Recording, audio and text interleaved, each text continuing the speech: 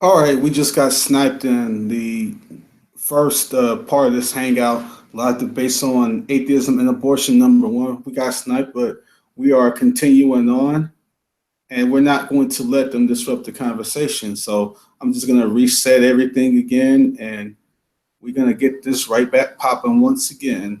So just give me a few minutes. I'll put the link out in the chat, and then we can reset everything all over again and continue where we left off. So if you were in here in the first part, then I'm going to put the link out there and then we can go from there. So just give me a few minutes.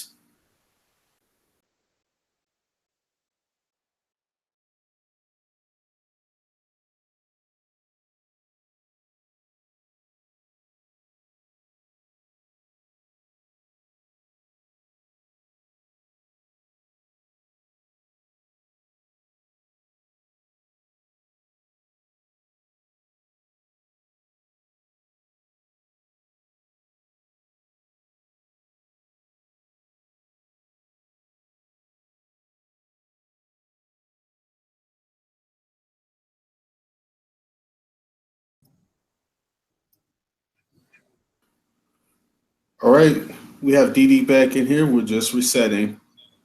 Yeah, it's the usual stalkers and snipers that keep on trying to get into the room. Yeah, true. It's not a big deal. Yeah, and you know what? They're not the problem, because you see these type of scumbag knuckle draggers exist all over the world. The problem is Google, because Google has created a way for the miscreants to interfere in other people's conversations. It's kind of like if the police department stopped enforcing law, people could invade your house or your parties, and you couldn't do anything about it. So it's not the miscreants' fault. It's Google. By the way, the problem in the conversation is Daryl doesn't have the foggiest idea what he's talking about, nor did he even understand some of the basics of the questions that I was asking him. He's very inept in terms of his ability to reason. Yeah, I could see he was quite stumbling over himself, and then he was shifting the subject a lot. Like when you asked him something very specific, and then he said something about the God of Odin. I'm like, dude. Right. He keeps on what he does. This is what people do either when they're trying to be evasive, just dumb. Keep on changing the subject. All right, I'll be right back. Yep. I hear you, man. Definitely. So right now, I'm going to put the link back out, and here we go. Hold on, give me just a second.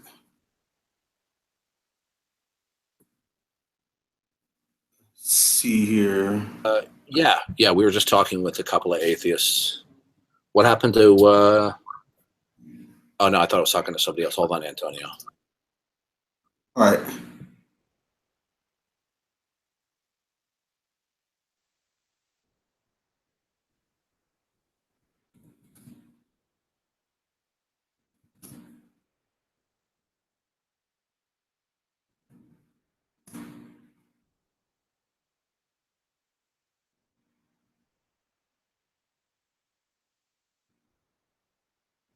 Repent says, keep up the good work.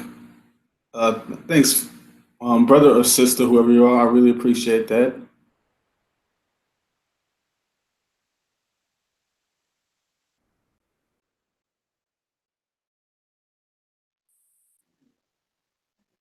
Man, I got sniped, man. Oh my gosh. Oh, no, it's cool. I expected the possibility of that happening. We just start right back up again. We're not going to let them disrupt anything. I just have to be a bit more diligent in getting them before they can get us. That's all. I've never actually been sniped before. I was like, what the hell? Or just do that That's Discord how it thing. works, man. This is what these trolls do, bro. That new Discord format seems to be anti-sniper. Yeah, I'm gonna find out more about how that works and then start getting in the Discord too. Yeah, I don't know how to broadcast it. It's not that bad. We should actually start doing it, you know. Yep. for we can talk and talk, but when they get mad, they can't just kick us out. Yeah, this is what they do. Gary, in all due respect, your objections that you made, I'm just going to be brutally honest with you, bud. You don't have the foggiest idea of what you're talking about. Yes, I'm going to be educated on the subject that I've took numerous degrees in. Oh, yes. Daryl was very confused. The part of the problem is Daryl doesn't even understand some of these basic concepts that we're discussing. Now, let me flesh it out for you. When Daryl, as an atheist, asserts that the flood could not happen because nature works in a certain way, he is advocating the uniformity of nature. Do you understand that? Yes, he is, yeah. Okay. Do you understand that atheists cannot logically necessitate the uniformity of nature? They can believe it, they can assert it, but they cannot offer an argument where it is logically necessitated. Do you understand? I think he gave a fairly decent account of himself. I mean, like, okay, he's in the chat. Okay, all right, I'll have to explain this to you. I'll have to explain it to you. Science relies almost entirely on inductive reasoning. They make a partial observation through their sense perception or collective sense perception, and then they generalize to the whole, that the whole operates like the part that they observe, right? That's the scientific reasoning. That's inductive reasoning. Now, conclusions using inductive reasoning cannot be logically necessitated. Do you understand? The conclusion is not guaranteed. Are you there? Yes, I was just muted because unlike you, I let people finish. Okay, Gary. So No, Gary. when an atheist makes a global or a universal statement about how things work, they are doing so without any logically necessary means of reasoning. So when they are being arbitrary and inconsistent, when they object to belief in God because there's no evidence for God, an atheist cannot point to their sense perception as evidence of the uniformity of nature, because that would be begging the question That was what he was doing. That was he was pointing to. It's to the plethora of academic work that has been done. And it doesn't matter, okay, Gary. What you don't understand is that in science they use inductive reasoning. Okay, now it doesn't matter whether the inductive conclusions are widely accepted or not. When you assert that something is the case, globally or universally, based upon inductive reasoning, that is, philosophically speaking, that is begging the question. Okay, do you know what a theory is? Did you hear? Okay, no, I want to answer my question before Do you know? You see, he doesn't. Gary does not. You're not even answering his understand question. what I'm saying. He doesn't. He's. You see, this is what they do. Do you understand that if you He's make weak. a globe? Okay, Gary, do you understand that if you, if I say all swans are white because the swans that I have seen are white, is that begging the question? No, it's based upon your Yes, your experiences.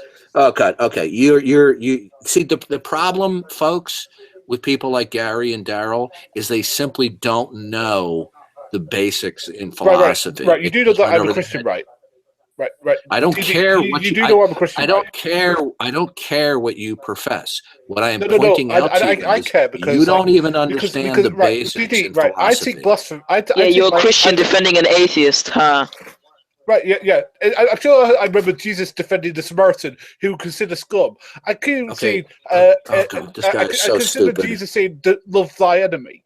I remember him saying that. Gary, it's funny how I explain that, to me. Explain to me. I want you to give me a global claim that uses that is begging the question for you to show me that you understand what I'm saying. Give me an example of begging the question vis-a-vis a scientific claim. Okay, so something that's begging the question. Okay. Okay, all pigeons are grey, but then that would beg the questions: are the pigeons that are not grey? But every pigeon that everyone has ever come across is grey. Okay, if we're going to go for your bird analogy again. Okay, Gary, if I make a global claim that I haven't globally observed, even collectively in humanity, is that begging the question? He was going upon what we see. I asked you a question. I'll repeat the question again. Are you keeping interrupting me? No, you're not answering the question. No, you're not answering the question. Okay. If one makes a global claim based upon a partial observation, is the global claim from a partial observation begging the question? No. Okay, you don't know what you're talking about. The answer is yes. We do. Because he's going to part based upon the evidence that we have. Dude, now, if you want to see evidence you're that stupid. See, I'd love to see it. Dude, you're stupid. Okay, I'm explaining it to you, and me explaining it to you many times over, you're still refusing to accept the plain facts. When you make a global claim based upon a partial observation, that the whole is like the part that you observe, that's begging the question. You just denied that. You don't know what you're talking about. Right, because you don't know what you're talking about. Because the thing is, no. Let me speak. I haven't spoken. Let me speak. He is asking you these questions. Hold on. Let Gary finish his thought, and then you can speak, man. Hilarious wants to speak. Oh, okay. Didn't you want to finish what you tried to say, and then he can comment?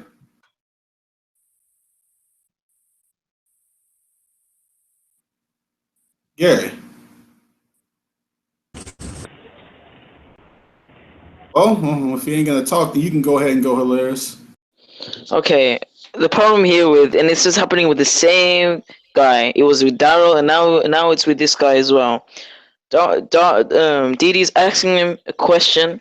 He's not answering the question. He's changing it to another answer. He's trying to change the answer, trying to sway away from the question because he's being cornered. Answer the question, yes or no. Or if you need to explain, elaborate yourself. Don't say. Right. What he's doing is he's trying to save face to people in the room and to the live audience. What I'm exposing, I've clearly exposed he doesn't even understand the basic concepts when it comes to inductive reasoning and begging the question. He doesn't understand. That's the problem. And then he's shooting his mouth off as though he does understand when he's given ample evidence that he doesn't. Although I want you to do a favor for me. Okay, go to the top of your house and drop something from the top window. Will you do that for me? Get to the point. Just get your point, yeah. Right. Yeah, you lost me with that one, because here's a globally seen phenomenon: gravity. Gravity works all the way around the world the same way. It fits. How do you know that? How do you know that? Because we see it all the time. Because it affects. Okay, that's begging the question. That's begging the question. That's begging the question, Gary. No, it isn't. Okay, you see, folks, he doesn't understand the basics of even the philosophy of science and the basics of philosophy. Now, if you believe, because you've seen consistencies in terms of gravity and objects falling, and that you haven't observed a deviation, those observations do not logically necessitate that gravity works the same way that you observe it outside of your observation.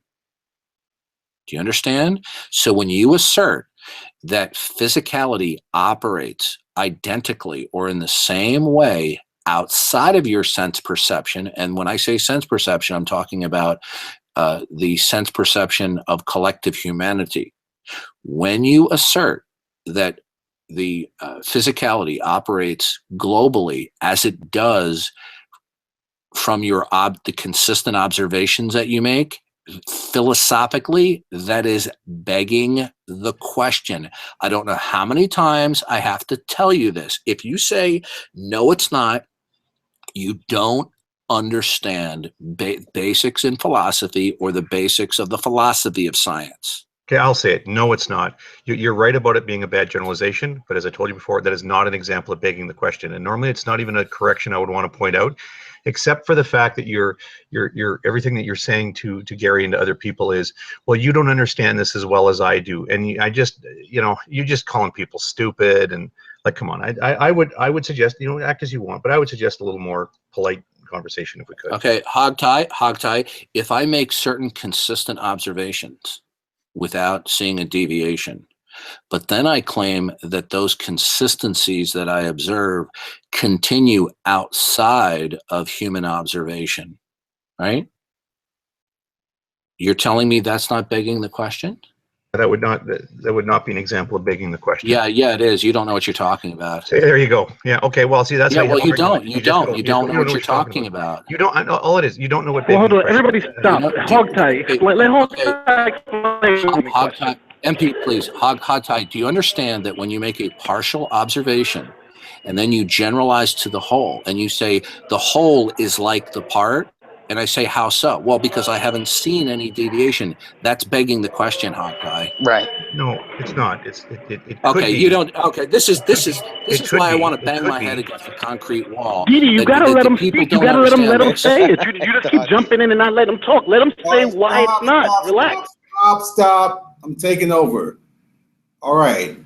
Now, Didi, finish your statement. We're not going to have anybody interrupting anybody anymore. Everybody's going to finish everything they say completely. That's how it's going to work from here on out. Okay. Hogtie, if I tell you that the future will be like, if I say the future will be like the past, because all past futures were like the past, is that begging the question, Hogtie? You broke up briefly. Can you repeat just the two statements? If I say to you that the future will be like the past, notice I said like, the future will be like the past, because all past futures were like the past, is that begging the question? That's a simple statement. That is not an example of begging the question. Yes, it is. Wow. Okay, this is blowing my mind. It is begging the question, Hogtie. You don't know what you're talking about. Hogtie, I'm really shocked that you don't understand this. I'm actually flabbergasted. Well, you can proceed. What you can do, as you've been doing, is you can proceed by saying you're stupid. You don't know what you're talking about. You're dumb. And then ask me a yes or no question, and then go, ha ha, you're dumb, you're a poopy pants, Hogtie. Well, the thing is, I'm just saying you don't know what you're talking about, Hogtie. It's very obvious. You're mistaken. You're assuming it's embarrassing. You don't know what the live, phrase. Hogtie. You're misusing. Yes, G-Man, I know. You're misusing the phrase begging the question. It's not a big deal. It's not a problem. I think your inherent point stands that. Okay, I'm just sorry, I'm keeping it out for the snipers.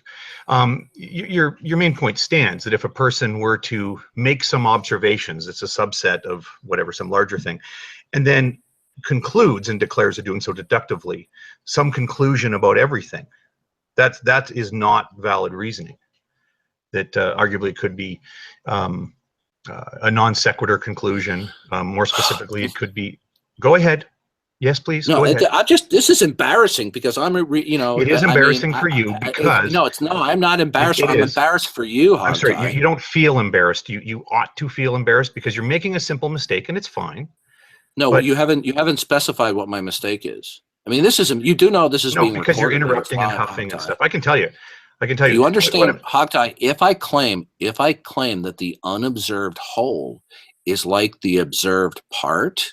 When I claim that and I can observe the whole and I say, well, the whole is like the part, even though I don't observe the whole, that's begging the question, Hogtie. No, it's a straight statement. Oh God, this is embarrassing. This is so embarrassing, Hogtie. I know it is. What about the all right, you're gonna let people finish everything they say. Go ahead, Hogtie. Yeah, with reasonable time limit should be imposed on me, obviously. But A quick tip here on the begging the question fallacy. It can occur only when you state premises and you state a conclusion. And the specific test for it is that when you look at the conclusion, is the conclusion something that could be derived from one premise alone? So a person may present an argument, here are 3 premises, and then they say, here's my conclusion, and they say conclusion number 1. And you go, well, wait a minute, you could actually argue to that conclusion with premise number 2 alone. You don't even need premise 1 and premise 3. That would still be a valid structure, technically valid, but it's a fallacy of begging the question because you don't need an argument. You've just assumed what is to be proven. But if somebody makes a simple statement, if they just make an assertion and they say something like, the sun comes up every day, that's a proposition. It cannot be. Let me read to you. I'm going to read to you. Cannot be the fallacy of begging the question because it's not the fallacy of begging the question applies to arguments, not to simple propositions. Okay, no. Okay, you're wrong because a proposition would have to be supported by an argument. Now, I'm going to read to you what the Wikipedia article on induction says. It's called The Problem of Induction. Okay? Mm-hmm. And it says this several paragraphs down. If a deductive justification for induction cannot be provided, then it appears that induction is based upon an inductive assumption about the connection, which would be begging the question. Induction itself cannot validly explain the connection. Okay, Hawkeye? Right. It's saying in that context where a person's making that deductive argument, but they can't establish that induction, well, then it would be begging the question. And so what you literally just told me. So this thing about somebody being allowed to talk and finish their point before being interrupted, go ahead. Only applies? No, go ahead. Go back to your Wiki University there. I'm just citing an external source to show you don't know what you're talking about when it comes when you use inductive reasoning to support a global or a universal claim that is not in and of itself observed. It is begging the question. You're saying the whole is like the part. Well, why? Because you just say it is. And nobody's sitting here claiming that Wikipedia is necessarily. No, okay, I'll take it back. Hold on, wait. Yeah. Nobody's sitting here claiming that Wikipedia is necessarily a sufficient source. But of course, if it has like particular references to where you can find where the material originally came from, and that's another story. Yeah, no, that's a fair point. I take that back. I mean, I think Darwin's DD's use of Wikipedia is fair because it's a good sort of general source for everybody. It was unnecessarily snide of me, but it's sort of in reaction to this thing about you.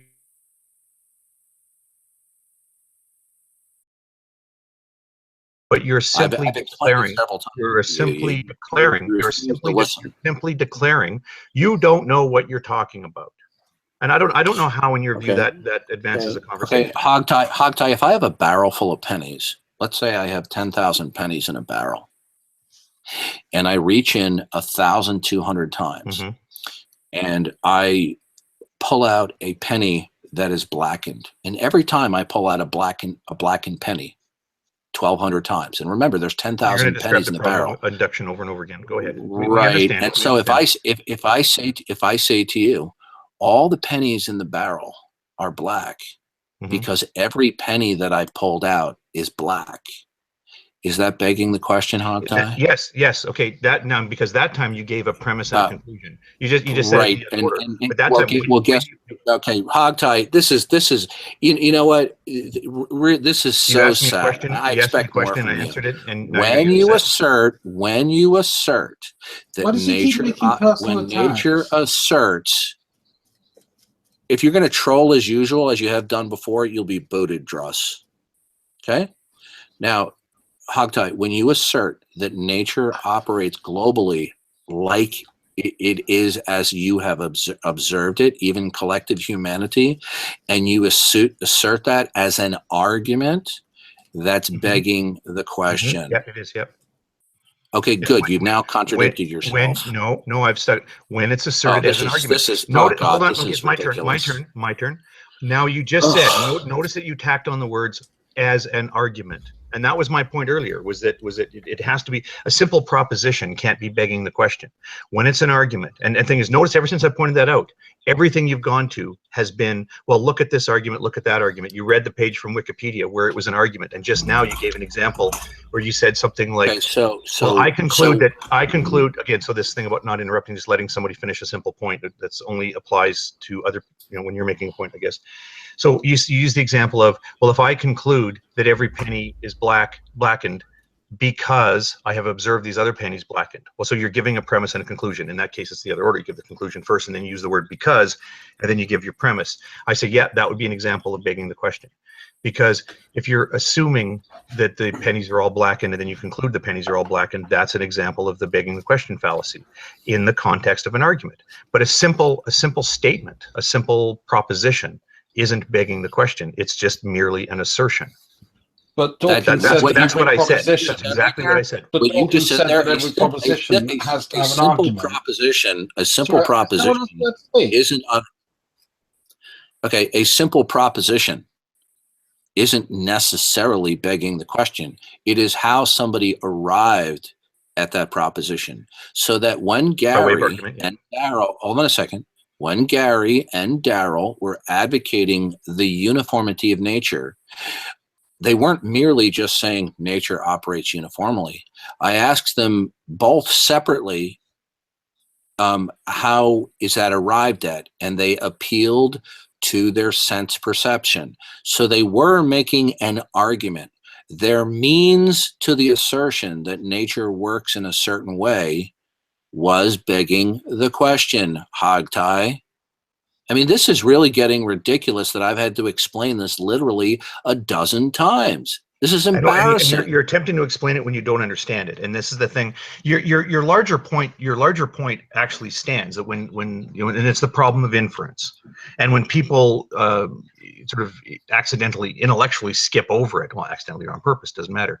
When they skip over it, it presents problems for their thinking, and of course presents problems for their arguments. And there's nothing wrong with you pointing that out. I certainly don't object to that at all. But it's how did Daryl derive? It's the scolding that you do to other people. You don't even say, well, you're mistaken on this point.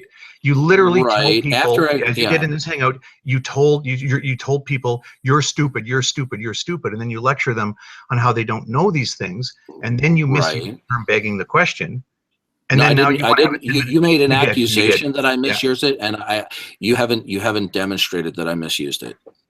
Well, no, I haven't demonstrated to your satisfaction. You're making an accusation. You're making an accusation. I proved to any unbiased person out there that both Gary and Daryl were begging the question when they attempted to reason for the uniformity of nature. That's abundantly clear. Look, okay? I'm going to put something out here right now. Now, I don't agree with what Dawkins said about saying that Gary is stupid. I don't believe the man is stupid, so I don't agree with that. No, here's what I said. No, Antonio, let me repeat what I said. I said they were being. Okay, I was saying they were being stupid.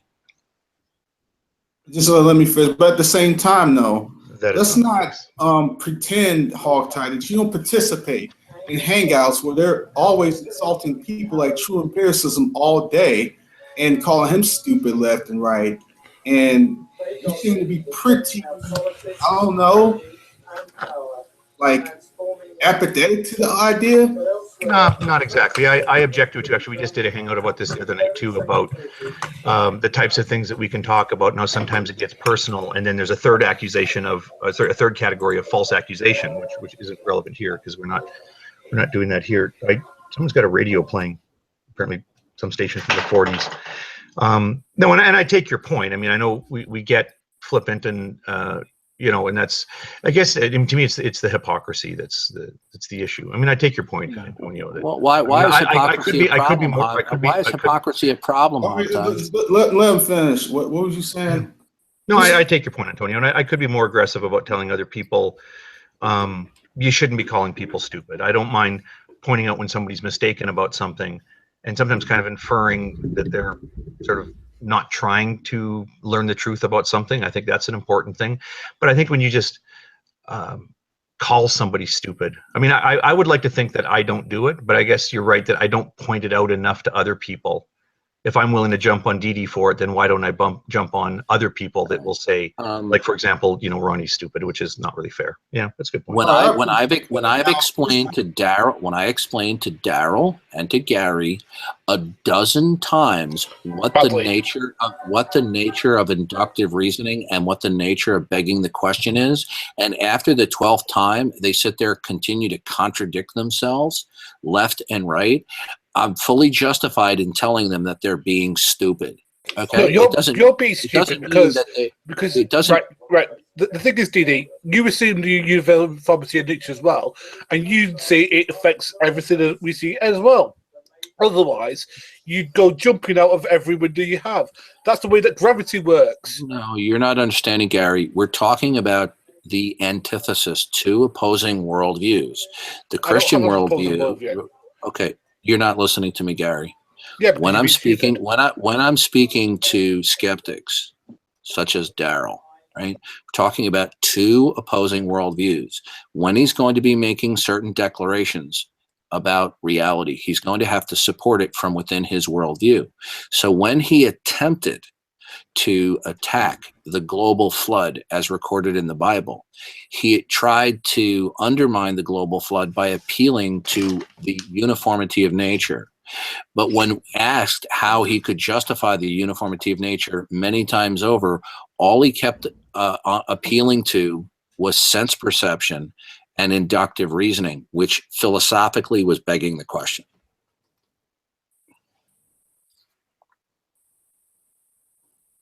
Okay, so do you understand now, Gary, that he was begging the question?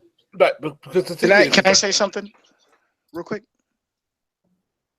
Yeah, go ahead, bro. Yeah, I'm the reason why I agree with Dawkins is because, again, the atheists here who obviously deny the global flood as told in the Bible, you have to realize the fact that there are people out there in this world who disagree with you that it didn't happen.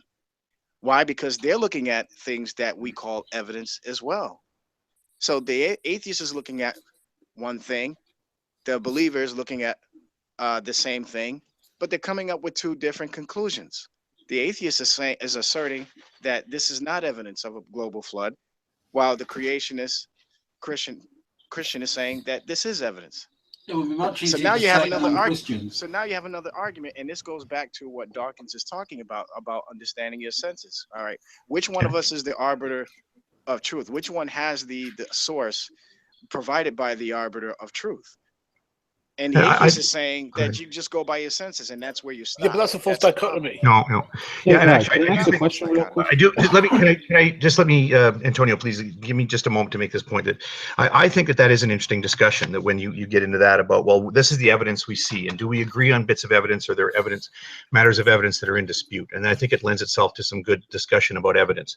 If we can backtrack for a moment, I would like to play this part of Dee Dee saying to Gary, "You are being stupid." I'd like you to listen for those words carefully. Dude,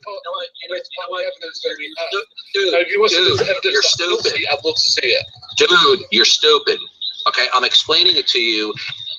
So I'm just wondering if that's what people heard, was the phrase, no, I didn't say you're stupid. I said you're being stupid. Right, and what was the context? What was the context? I explained nearly a dozen times what the fundamental concept of inductive reasoning is in philosophy, and why inductive reasoning philosophically is begging the question. When you explain something a dozen times and somebody simply just refuses to listen to what the facts are, they are choosing to be stupid. Yeah, I know. Well, I understand the frustration. I've had that such circumstances too, where you're explaining to somebody, and then you hear yourself repeat yourself, and then you're like, "Am I not explaining it right?" No, there's something wrong with the other person's listening. So I know that frustration. We've all been through that. No, but it's not their listening. That's the problem. Okay, well, whatever you want to chalk it up to, I've been in that situation. No, what the problem is, they're trying to save face. Hold on, let him finish, and then you can go. Yeah, It's that, I know the frustration, so I get that. And I think maybe I've said unkind things to people. I know I've certainly thought it in my head where I've thought, well, this person's stupid, or they're willfully stupid, or, what is it that's holding them back, whatever it is. I've gone through that too. But what I want you to acknowledge is that in the face of that frustration, you said the words, you're stupid. And then when people said, really, come on, can we be a little more grown up about it? We're going to move on. What are you trying to do? Are you trying to? No. Are you trying to? I'm an admin in here. Listen, I'm an admin. We're going to move on to discussion. We're not going to sit there and hash that I said to him that he was stupid. I've made it clear what I meant and what I was saying. We're done. We're done with that thread. Yeah, Hogtie, why are you trying to slander him, or just leave it? Okay, I will do so, and as I've encouraged in Hangouts before too, you sort of identify an issue and then you move on, because I think everybody finds it more interesting to discuss the issues. But I just wanted to clarify that when he said claimed that he said you're being stupid, his words were you're stupid. So okay, I agree. Well, hold on a second, Hogtie, did you hear me? That thread is closed. All right, Ryden's Rants is trying to ask something. I just want to ask, could somebody explain to me what begging the question is? Begging the question is a form of circular reasoning. You're assuming the very thing that you're attempting to prove, right? So if I tell you that the future will be like the past, and you say to me, well, how do you know that? And I say, well, that's because all past futures were like the past. That's a form of circular reasoning. And philosophically, that's called begging the question. When you use inductive reasoning in philosophy, your conclusion cannot be logically necessitated as it could be in deductive reasoning. Right? Right. Here's a simple example. So hold on, just give me 10 more seconds. So right. Raiden, when somebody makes a generalization about the whole from a partial observation or experience, that conclusion cannot be logically necessitated. When you assert that the whole is like the part, right?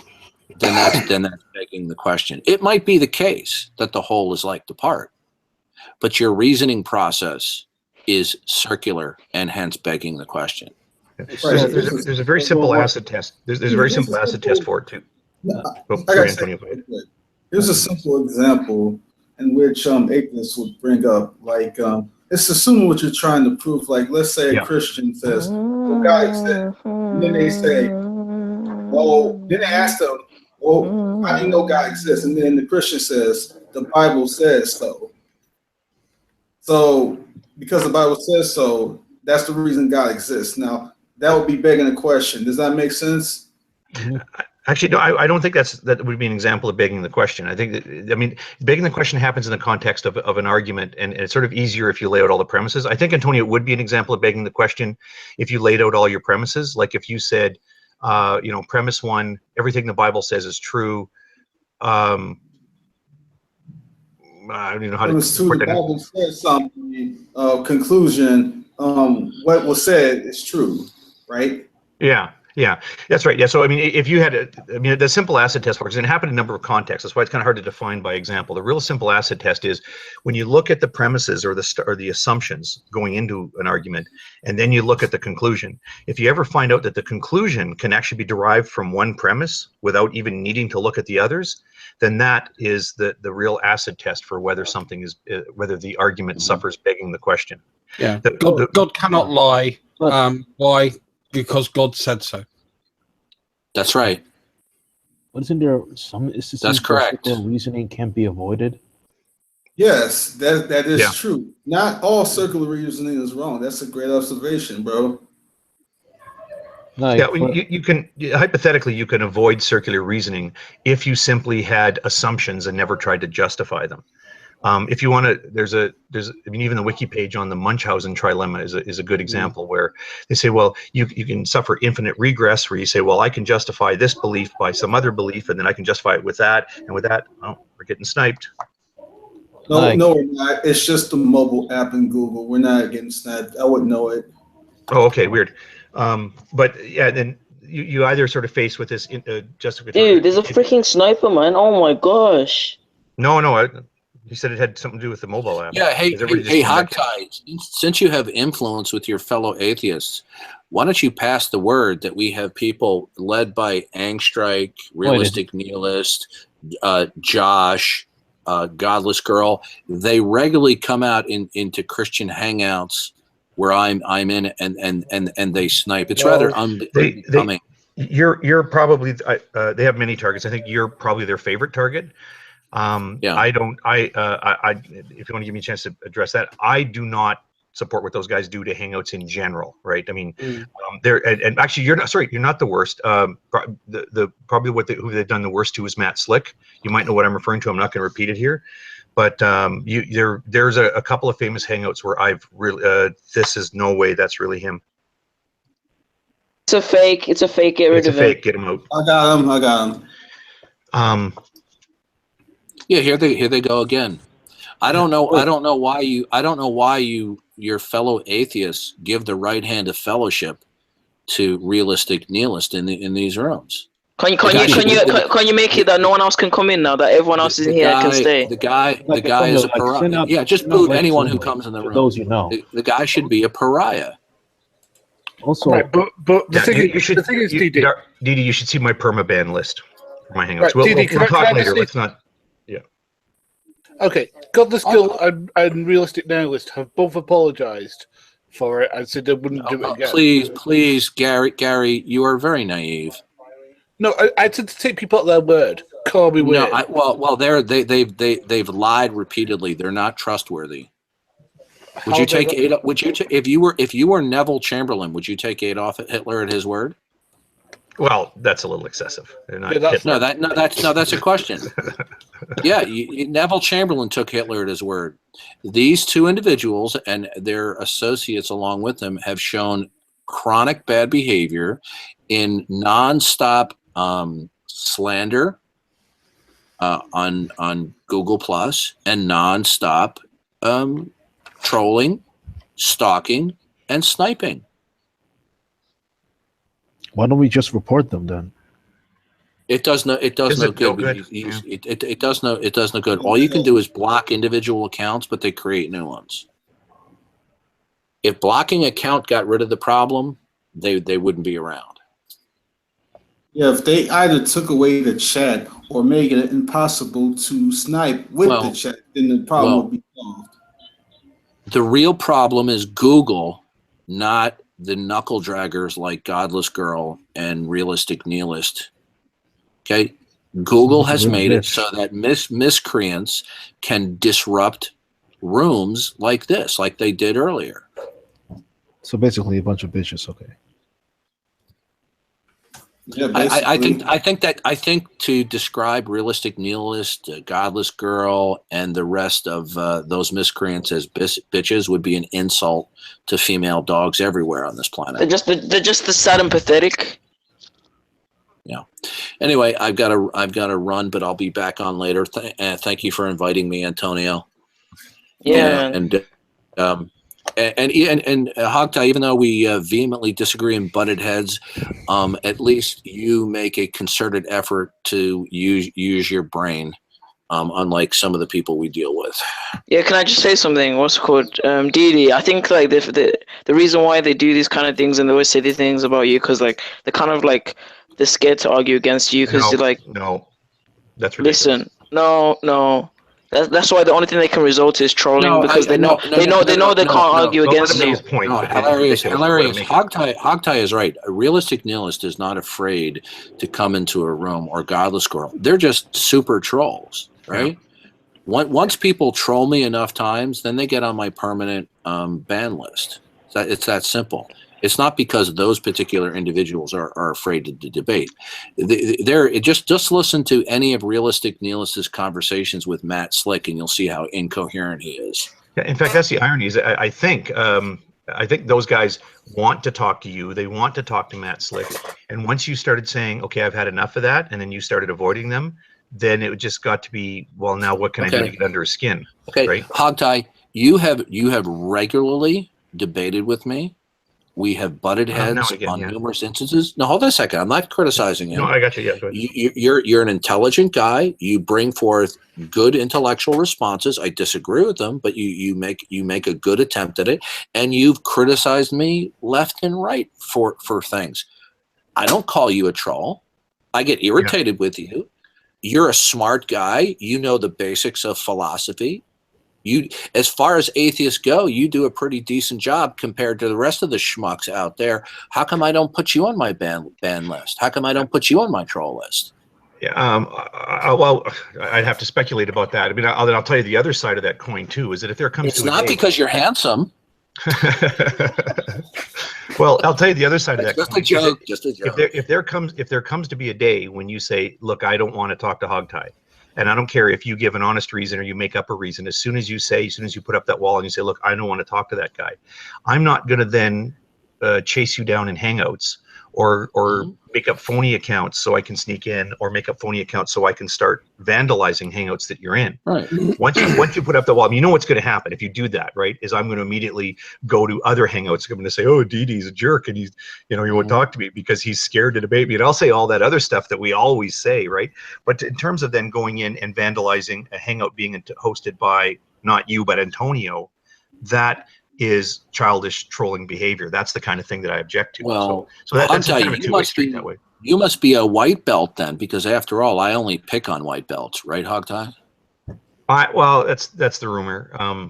I don't want to speculate about how you choose your conversational sparring partners, because I haven't got it nailed down yet. It seems a little erratic. So don't put me in a position of speculating. Wait. If you deal with only white belts, then who's making this claim that you deal with white belts, and who can they point to us that's a black belt?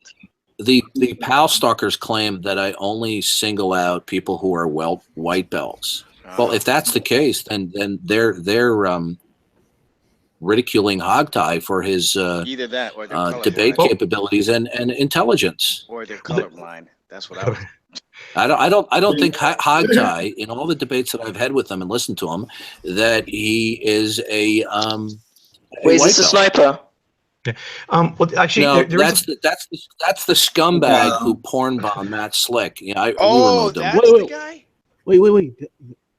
He's the dude. You see, this is the deal.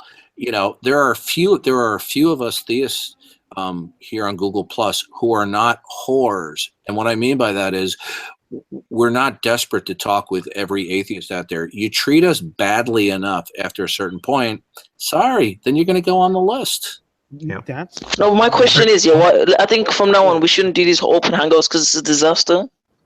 Well, then we've had trouble. Then how do you give the link? By the way, so the name that I'm not going to repeat the name, but for the name that we all just saw come and go quickly, that's the name of the person who is known to have done that issue that we're talking about to Matt Slick, but that is not the same account, and I know that because I have him blocked. I had one conversation with him afterwards to say, "What were you thinking?" As if somehow there could have been something he was thinking that made that make sense.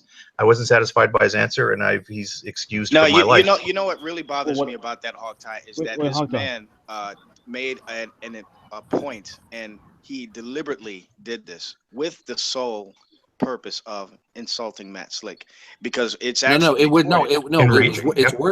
it's worse than an insult. It was to take somebody's family member to try to utterly produce psychic pain in persons such as Matt Payne. I mean, don't let Beckle understate it, but do let him make his point. All because he hates Jesus, right? Yeah, right. I'm going to embarrass Matt Slick.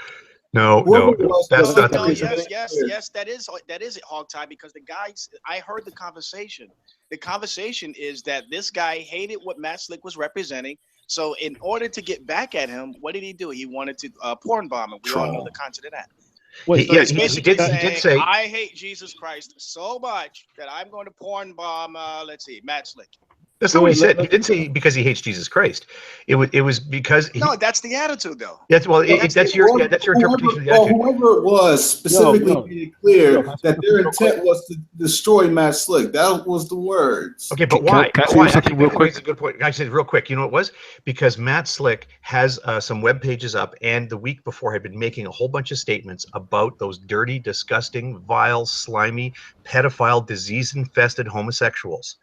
And this guy was upset about that, and he couldn't talk to Matt Slick about it. So that when you listen to the audio of him the week before justifying why he was going to do this, that was his stated justification, which is interesting because Antonio just had a hangout. No, it wasn't you, Antonio. We just had a hangout where people were expressing what they call the Christian position on homosexuals. And that was the sort of, disease infested, blah, blah, blah. It's certainly a lot kinder than what Matt Slick is credited for. But no, Veckel, there's nothing in what he said. If you listen to the audio of what his stated justification was, it has nothing to do with his feelings about Jesus. It has to do with what I know that out about gay people. I know. Yeah. But I was saying that part tongue in cheek because the part that I heard was that he was only doing this with the intention to harm Matt Slick. And I'm thinking, not that I support it. Okay, why does he want to harm Matt Slick? Is it because of what he's preaching and what he's teaching? And that's what I interpreted. But the part that you're talking about, I didn't know about that. I didn't know about. Well, it's like punch a Nazi in the face, right? Everybody's having this discussion. Well, not anymore. I guess I'm late to the table on this issue. But should you punch a Nazi in the face? No. Well, you feel you have you don't agree with what he says, and you kind of like seeing a Nazi get punched in the face. But as a moral choice, is that something you should do? And this is what they did, is they said, I don't like what Matt Slick says about gay people, so I'm going to go punch him in the face. Well, you can't do that, so I'm going to e-punch him by doing that horrible thing in Tim's hangout. So we're talking about a person who's still in high school then. Go ahead, man. So we're talking about sorry. Wait, Ryden's Rance was trying to say something. Let him go. Oh, so basically we're talking about a person who's still in high school. Is that correct? I think he's older. Exactly. Maybe, but I think he's in his 20s. No, Hata, you're mistaken. This guy is still a teenager. You know why? Because he still hasn't taken his Snickers. Only those who eat their Snickers. Oh my gosh! I feel like I missed. He's talking about the Snicker bars. What are we talking? Did I miss something? That's his shtick, man. He always brings up Snickers in the middle. They're called marathons. Can we talk about something else? I've actually got a question. Later, somebody's going to catch me up on the Snickers thing. Sorry, Dress, go ahead. Yeah, I've got a question I'd like to put to the room, and it's just around sort of philosophical logic. Does a proposition require an argument in logic? Antonio, Sniper. can I please be in the hangout? Sniper, get out. No, I'm not a sniper. I'm not a sniper. She's not going to snipe, but... Well, dang. She's a repentant. You know what? She and I have fought a lot, but I tell you something. I kind of know her personality a bit. I think she's here to say something honest, and I'm sure she'll keep it short. And I will say, before you choose whether to let her go or not, she is what I would describe as a repentant sniper. I'll give the floor up to Godless if she wants it. Does she just get kids to think? No, she's gone. Okay.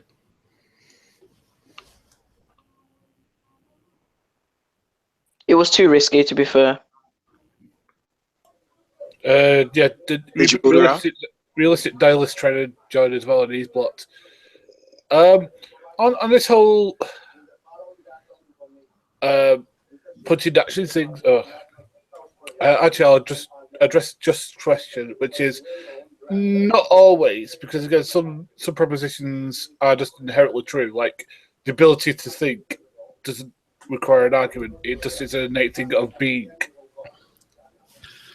The reason I asked that question is because when DD was talking about logic and begging the question, and Hogtie said, no, I just made a proposition. He said, but you're begging a question because a proposition requires an argument. And I didn't think that was right.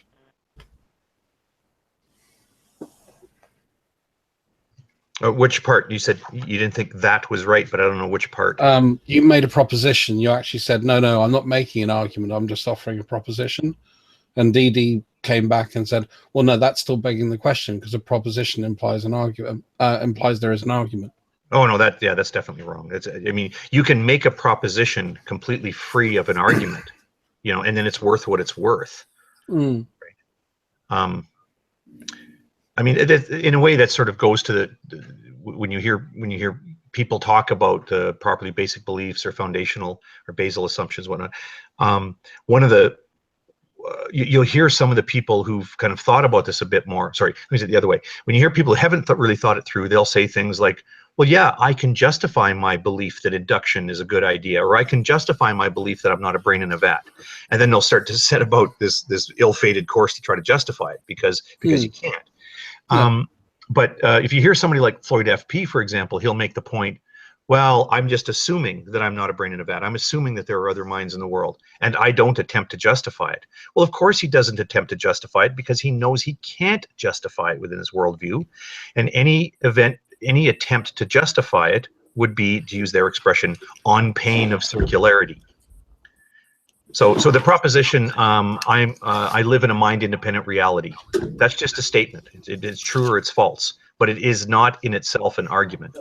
Here's my objection. Like, I hear it quite all the time that we have these properly basic beliefs that everybody should start from. Now, I've heard that said by certain people who contest the Christian presuppositional argument. My question is, why should we start there? Oh, okay. Why should everybody start at these basic points? Why should everybody start there? It's like they're saying that they start there and everybody else should start there, which is consistent with their worldview.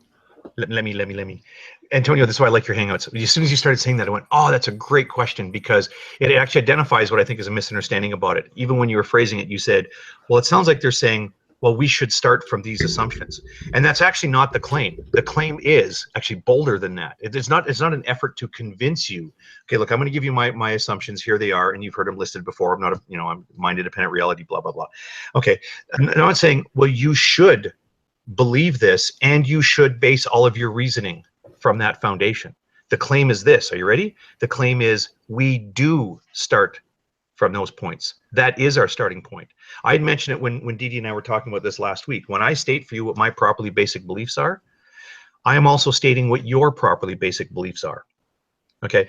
In my worldview, we do, as in, what are my properly basic beliefs? What do you think those are? I will tell you. I will tell you what my, okay, and that, you see, I know you did the right thing there. You said, wait a minute, Hogtie, what do you think my properly basic beliefs are?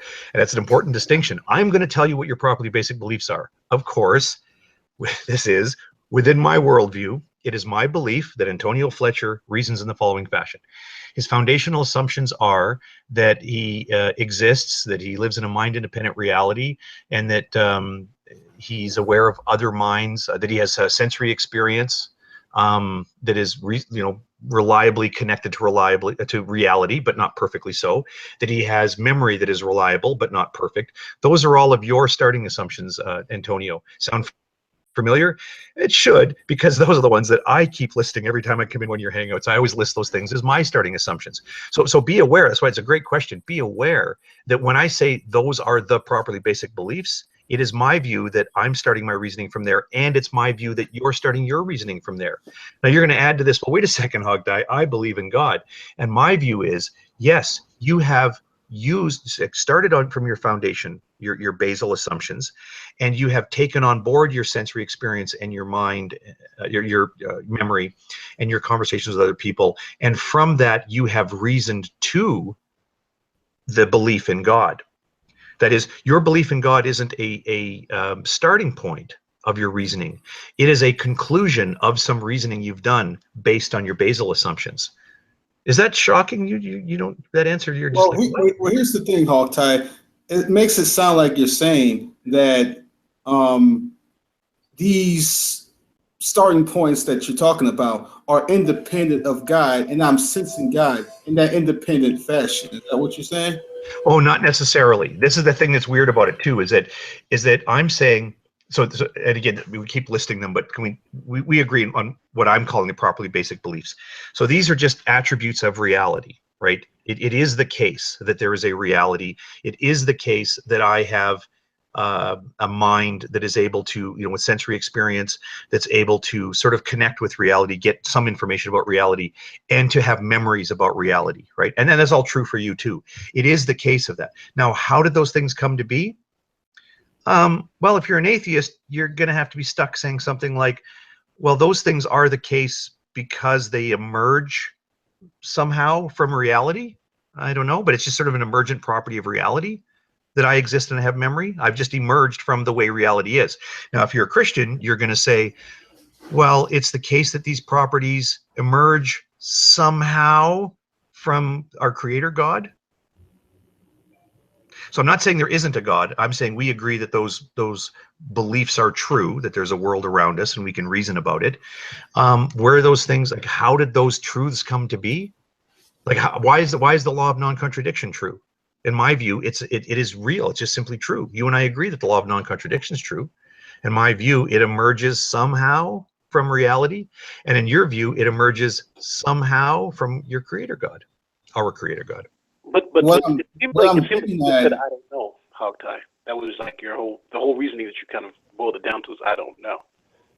What I'm getting at here is, it seems like you're suggesting that I am using my senses and my reasoning capabilities to detect God and then using God as the starting point. And if that's the case, then what you'd be saying is that my sense perception, reasoning capabilities are acting independent of God to detect God and then reasoning from God as the starting point. No, you don't reason from God. At some point in your life, well, you sort of lived your life as a toddler and you didn't even think about your thinking, and then you started thinking, and then you started thinking about your thinking, and then you came to the Lord and you developed this personal relationship with Jesus Christ. And then at some point after that, somebody told you, Antonio, that your reasoning starts with God. And ever since then, you've been repeating to people, well, my reasoning starts with God. But if you reflect on your life history and you reflect on your own thinking, that's not the case. Your belief in God is a conclusion that you came to by applying the properly basic beliefs. Okay, can I ask a question? By the way, you can say that your properly basic beliefs are true. Tell you, can I ask a question? That's fine, that's okay. but that's not where your reasoning starts. Please feel free to interrupt. Well, here's how I'll respond to that, then Gary can ask his question. The fact that I may not know that God is the foundation from where I reason from does not mean that it's not the foundation from where I reason from. I can come to be aware of that at some point in the future, but that doesn't mean that because I'm not aware of it, that God isn't where I'm reasoning from. And that's how I respond to that. Go ahead, Gary. I just want to apologize to Hogtie. You were first on my end. My computer's been doing some early stuff, and I just want to apologize. But it's a big round planet. I understand if there's lag. Sorry about that. Anyway, I just wanted to ask this question, which is, as a non-believer, and I know this is going to be a difficult question to ask, but maybe it's a good starting point. What could convince you that a God exists? And I'm going to put it in that way. It doesn't have to necessarily be the Christian one. Just let's say the Hume, Kant, deistic God, for example. Well, just anything. Yeah, anything. Like, actually, I want to pull the room about something real quick before I answer that, because I think it's a pretty big topic change. But you're saying, because I've come to, I've used my senses and my reasoning, and I've come to this position now where I think, and I say this quite simply, there is no one at the helm. Right? That's the phrase I've used for it. And you're saying, what would it take to shake that free so that you would now be open to the idea that, like, hey, there is someone at the helm, and at least get my eyes open to that reality, so then I can come to learn and say, well, is it a pantheon of gods, or is it the Christian God, or is it whatever? And I think that's what you're asking. But Antonio, did you want to move on to that topic? Because I can answer it, but I think it's a big topic. I'll go ahead and if he wants to ask those questions and go down that trail, it's fine with me. Okay. Well, it's a bit of a big topic change. Plus, I know Antonio's heard my answer on this already, because it's not an easy question to answer, because it's a very easy question to answer incorrectly. So I've heard people say, and I've said it myself, things like, "Wow, if there was a 500-foot Jesus walking around going, 'I am Jesus the Lord,' well, then yeah, I'd be a Christian." Well, no, wait a second. There are plenty of other explanations for why that sort of an apparition would happen. And also, that's not even really consistent with Christianity anyway. That's not, the Bible doesn't tell us that this is how Jesus is going to present himself to me so that I would come to know Jesus.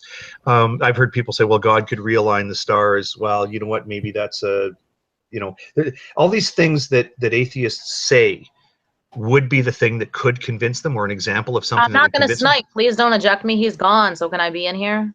Get out. Now, hold on. I would like to let Antonio decide if she should be here.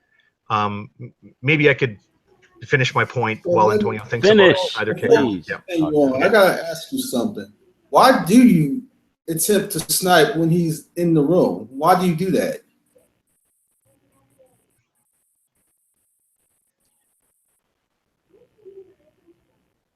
No, I should get kicked, I guess. I think you got to decide and just announce on air whether you are open to having her in. If you don't want her in, just tell her don't come back, and she won't come back. Or if you do want to give her like 2 minutes to say whatever she wants to get off her chest. I didn't remove it that time. Somebody else did. Go ahead, Altai. I was enjoying it. Okay. Yeah. So I'm just saying. I think there's these sort of these miraculous things could happen that would convince me. But I mean, being honest, I think when you think about it a little bit more, you'll realize, no, I'm sure you could explain those things away through something else, right? And so I have this answer. What I honestly think would happen, and I don't know how Christians react to this, but it's like, whatever it is that would convince me, God knows what that would be. And I think that what would convince me is for, let me put it this way, for what happened to you, for that sense of conviction. You didn't see God write his name, write Yahweh across the sky by moving the stars around. You didn't see a 500-foot Jesus walking around. What happened to you? If that happened to me, if it was that compelling sense of conviction, the Holy Spirit just bringing that witness to me, that's the thing that would convince me.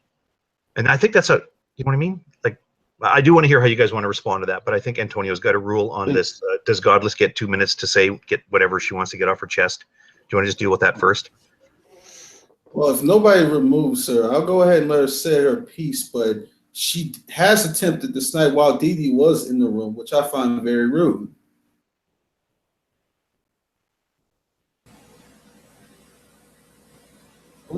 Okay, who's seriously? That? One removing her, someone else is. I'm not. Okay, I gave what I hope is a heartfelt answer there. Do the Christians want to? How does that make you feel when I say I would need to have to happen to me? What happened to you? The inner witness. That's what I would need. Can I say my piece then? Trust keeps removing Godless from the hangout.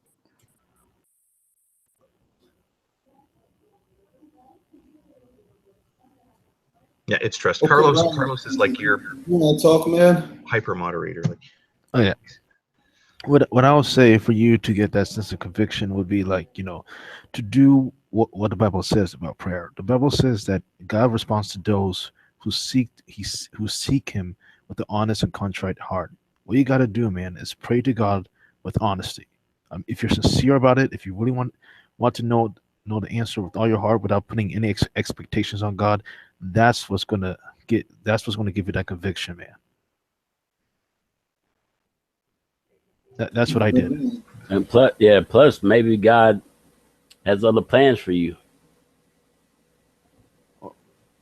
That's what I would say too. I mean, God humbled me. I'll just put it that way. Okay, I'll give my own answer. It's probably not the answer that probably Hogtice expected. I reasoned my way to Christianity. I didn't have an experience. I've never had Jesus come up to me or God speak to me or any of those things that people say has happened to him. Is that the only way that you come to Christianity, or does everybody come to Christianity in different ways? No, people come to it different ways. I'm just talking about the way I came to it, and I'm trying to tell Hogtice that. Please stop kicking me. Yeah, Just get out. I agree. Just like it's Antonio's room, so can Antonio? I know. When I met there was a J-Dub that I spoke to a few years ago. Real nice guy. He actually agreed to meet with me once a week so we could talk about our differences. But it ended up him having an agenda. He wanted to actually do most of the talking. I knew what he was up to, but I let him do some of it anyway. But one day I asked him to share his testimony, and I mean no disrespect by saying this about the guy, because he's a really nice guy, but he gave me the most disgusting testimony I've ever heard in my life. And the reason why, now what I'm gonna tell you is not, you're gonna be like, oh, that wasn't a big deal. But here's why I say it's disgusting. When you talk to a Christian and you ask them for their testimony, there's usually something regarding God involved in the testimony. But what this guy told me was only about his allegiance to a group of people. He came to the truth, as he said, because of the way he was treated by people, by the people in the church. He loved the way everything was set up. People were so nice to him, all this other stuff. You know, it seemed like there was so much order compared to the other churches that he used to go to. Vecco, say no more. I know what you mean. I know what you mean. Yeah. Well, let me finish. Hold on. So again, his testimony had nothing to do with God at all. It was all about how he felt about the people he was with, and how people interpreted the Bible to him and stuff like that. He didn't say a single thing about God. And I'm sitting there in front of him like, man, my stomach is turning, but I'm smiling because I barely know the guy, so I don't want to just outright disrespect the guy. But it was disgusting to me. And I just wanted to share that. Go ahead. I'm never sure. I'll be real quick here. I'm never sure what to make of that when somebody tells me they reason their way to it and they don't have that compelling story. Like I sort of get it when believers tell me that they have this very compelling story. But yeah, I just never know what to do with it when somebody says they reason to it alone. And if you can be reasoned to a belief, you can be reasoned out of it. There has to be more than just intellectual. Well, I disagree with that. But I disagree with that. But Hellrius is kicking me. I don't even know this guy. What the fuck is your problem? I don't even know. I'm not kicking you out. I'm not even doing anything. No, it's not. It's Trust is doing it. Carlos is doing it. And I just wish, Antonio, it'd be easier if you just decide and announce on air whether you want her in the room to speak her piece or you don't want her in. Just tell her, because Trust it. Carlos is like deciding for you whether or not she's allowed in, and he's deleting comments in the live chat. You know, like here's the deal. You decide. Yeah. Here's the deal. I gave him my control. I let him remove people as he sees fit. I was gonna ask her about it, but he removed her before I could ask her about it. But I already said that he could do it, so it's not my issue to deal with at this point. Antonio, do you? Plus, she has been sniping, so she has to go. Yeah, sorry. I just real quick. I have to emergency AFK about 5 minutes, but I will be listening. Sorry. All right. Just a very quick point. I politely asked, Trust, can you let Antonio decide, please? And he said, shut up or you're next. He gave me permissions long ago, mind your business. Do you think that's a reasonable way to speak to somebody? Okay. Hold on. You're putting Antonio in this awkward position. All right. Let me try to settle stuff here. You haven't done anything to get removed, so you're not gonna get removed, Trust. I don't think you've trolled or anything like that, and I appreciate your inquiry here. You're not gonna get removed as long as you don't troll. I don't troll, so but yeah, it's just I'm normally pretty polite to people. I normally give what I receive. If someone wants to be horrible to me, I'm happy to be horrible back. But generally, I'm a pretty nice person, and I try and always see other people's perspectives. I just didn't think that was a very nice way to respond. Yeah, and the thing is, man, Godless Girl has sniped. I know, and I can understand, but it doesn't mean he should treat me like that for asking a question. Yeah, I understand that. You haven't trolled, you haven't done anything wrong, so you're not gonna go anywhere. And I'll let him know about that. But as far as the Godless Girl is concerned, Antonio, it's a PR thing. You can just say it's okay, it's under control or whatever. He could have just responded that way, whatever, but he didn't, and that's it. I don't want to go any further. It's your room, and I like the conversations that go on here. That doesn't reflect what's happening in here. All right. moving on. So what were we just talking about? About what Hogtie would What convinced Hogtie of God convincing, or gods? and that was a good, honest answer to me. Yeah, I spoke with Hogtie with this a while back, and he makes a important point that a significant amount of Christians, didn't come to a submissive faith and submissive belief in arguments and things like this. We had that revelation. We had that inner witness of the Holy Spirit, and that's how we came to accept the Lord. And he made a very good, important point that when we give these arguments and these reasons for why we are justified in believing, and he asked, well, did you come to believe that way? And I say, well, no, that's not how I came to believe that way. But the reason why these reasons and things like this are put forth is because, like Gary's rightly pointed out, not everybody does come to believe in the same way. Some people come through reason and arguments and things like this. Some have had literally the inner witness of the Holy Spirit revealed things to them, and they came to believe in that way. So something about Paul, despite how we do come to God, God will even more so give us a stronger basis to trust in Him, and we can come to God through the inner witness of the Holy Spirit, and then He'll give us even more tools such as reason, logic, science, and all this other stuff. He's a God in which all the riches of life in general, wisdom, science, logic, reason, all those riches are in Christ. So after He reveals Himself to people, it's how He does it, and He reveals Himself to different people in different ways. That's all I can say. So, like, when is Godless going to come back in? Because I really want to hear her answer. All right, here's what I'll do. If Godless has at least one more account, she can come back in. Don't remove her. If you're listening to this trust, allow her to come back in. If she has at least one more account, allow her to come back in and say her piece. The room's too full. I can drop out. It's getting late for me anyway, so. Okay.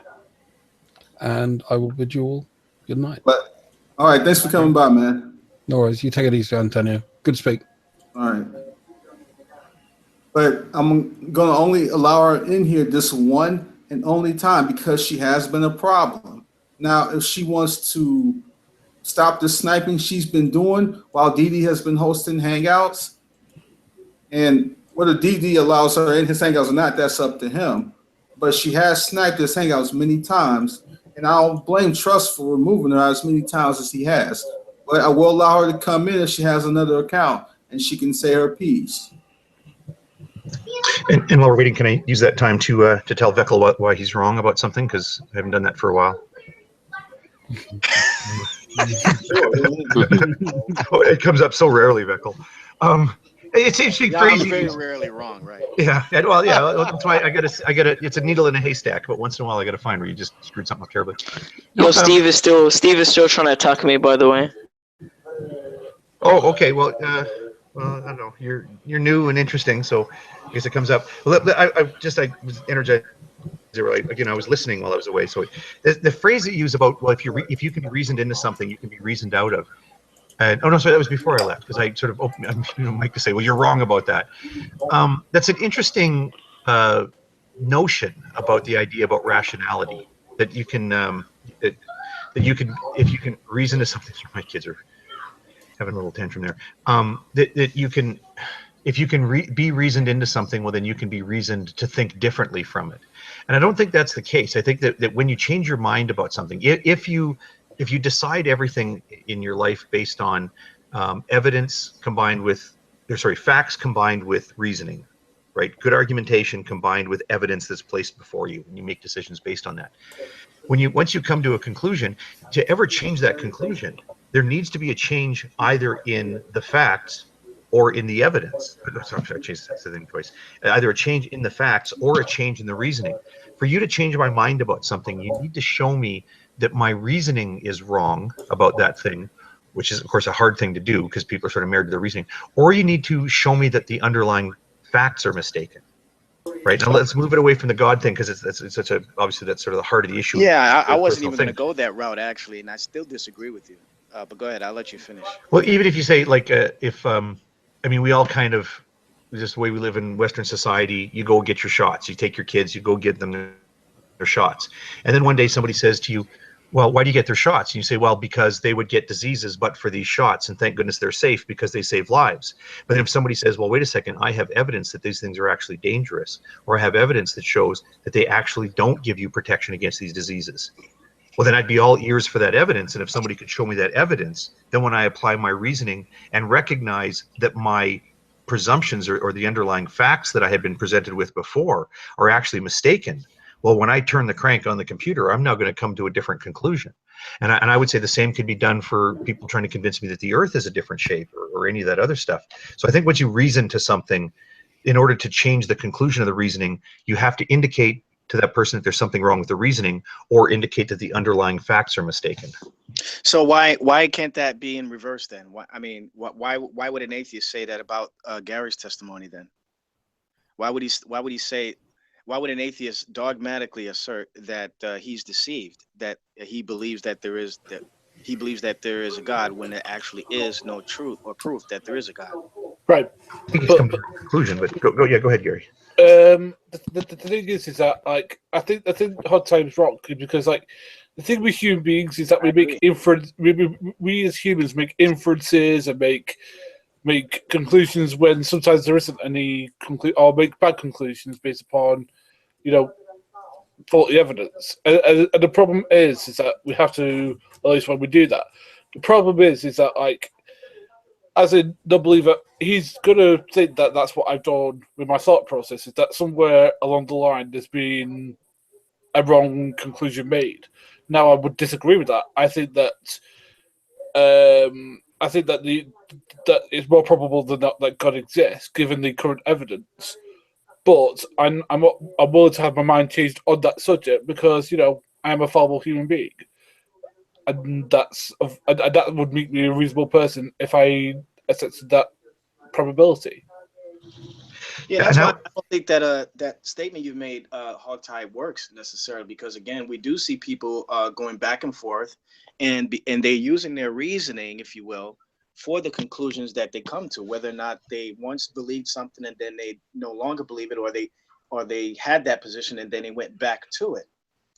The reasoning is something that's being done subjectively, and it's causing them to come to these conclusions, whether they've been going back and forth to what it is they believe or not. Yeah. So I do think that people can be convinced of something, and then later on somebody shows them an angle that they've never heard before, sounds compelling, and then they change their mind about it. And because of convincing arguments, their own personal reasoning, whatever, but then another person can come back and say, no, this person's wrong. And they show them more stuff, and then they go back to what they originally believed in the first place.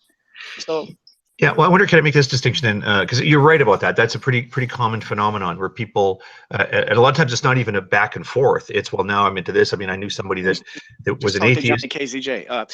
Anyway, go ahead. Sorry. Oh, really? I didn't know that was a phenomenon, but I know somebody sort of in my own life who was, an atheist, and then a Christian, and then a Mormon, and then into some crystal thing, and she's getting enemas all the time because that's good for you for some reason. Enemas? Yeah. Oh yeah, she convinced, and she was telling me too about how she gets this done because it scours the toxins out of your cells. And I'm just like, you don't know either what the word scour means or. Oh, well, no, she connected it to that somehow. So, I mean, I guess when a person, maybe what I should have said was when people come to things with their reasoning, when you're applying good reasoning, if you sort of dedicate yourself to getting out the best facts and using good reasoning to conclusions, and then knowing how confident you should be in the conclusions from that process, you generally end up in a place where you hold on to those conclusions, and rightfully so, until somebody shows that your facts were mistaken or that you had applied some mistaken reasoning. But yeah, there's people out there that just make decisions based on what they call reasoning, and it's just this crazy reasoning. And actually to really strike close to home base here. I'm gonna lob a shell at you here, because this is an example of what I consider bad reasoning.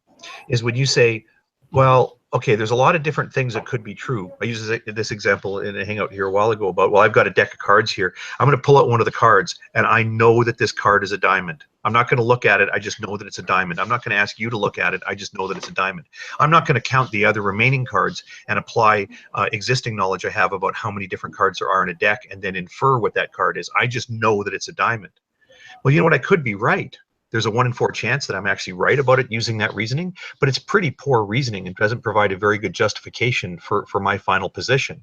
I think we all recognize that's a bad way to reason. So when somebody tells me, when I say, well, how do you know God's real? They say, well, first I started by assuming that God's real, and then I told myself, don't ever question this, don't ever doubt this, just have faith and know and know and know that it's true. I'm saying that's fascinating, because if that is the right way to reason to a belief in God, then that would be the only belief for which that's the right way to reason. Get you on that. Well, if we're talking about Gary, who mentioned that he came to know God by reasoning, I don't know if you can say that for Gary's position, because no, I was saying that about you, Veckel. I wasn't saying it about Gary. I'm sorry, I dodged the Gary issue because I don't know what his reasoning is. I would have to sit and talk with him and say, sorry for interrupting, but I just wanted to make that correction. That's why I said I'm lobbing here. I'm lobbing one to you, because this is what I think you've described as your view, is that what you believe in God and have faith and don't doubt it. I mean, I'm certainly mischaracterizing your position on it, but I mean, for Gary specifically, I would need to sit down with him and say, okay, you say you reason to this? Lay that out for me. That's what I would need to do. That's a good point. I need to know what he means by reasoning, because if he's talking about only, one person could say, well, I've reasoned my way into Christianity by logical arguments and stuff like that. I can explain what I mean. think God can use any means to bring people to Christ. However, there's still the supernatural element that we can't exclude, because the Bible makes it very clear that man cannot come to know God unless God first steps in. That's the supernatural element. Okay, but before you explain your reasoning, because I just want to know kind of what Veckel thinks about this idea of when I say, and maybe Antonio too, because I've heard him make similar points, and actually someone else it was encouraging me too, that the way that I would come to know God is to approach the Lord in faith. That wasn't the phrase he used for it, but I think I know where he's coming from there. What do you guys think about that when I tell you that as soon as you tell me that I need to believe first, I need to approach in that faith, that if that's really the way to come to know, to come to the belief that God exists, is by first believing that God exists. You won't hear a Calvinist talking like that. That's for sure. Oh, that's right. That's right.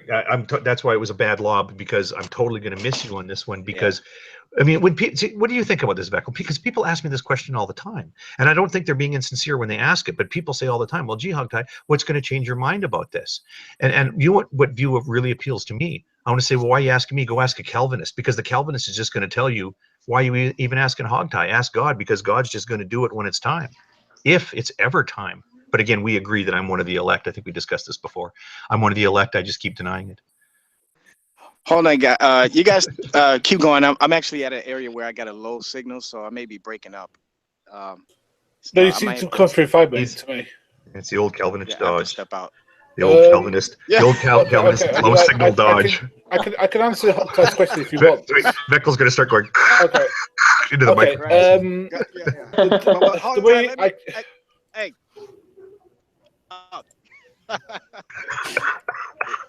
Hey, Hogtie. All right.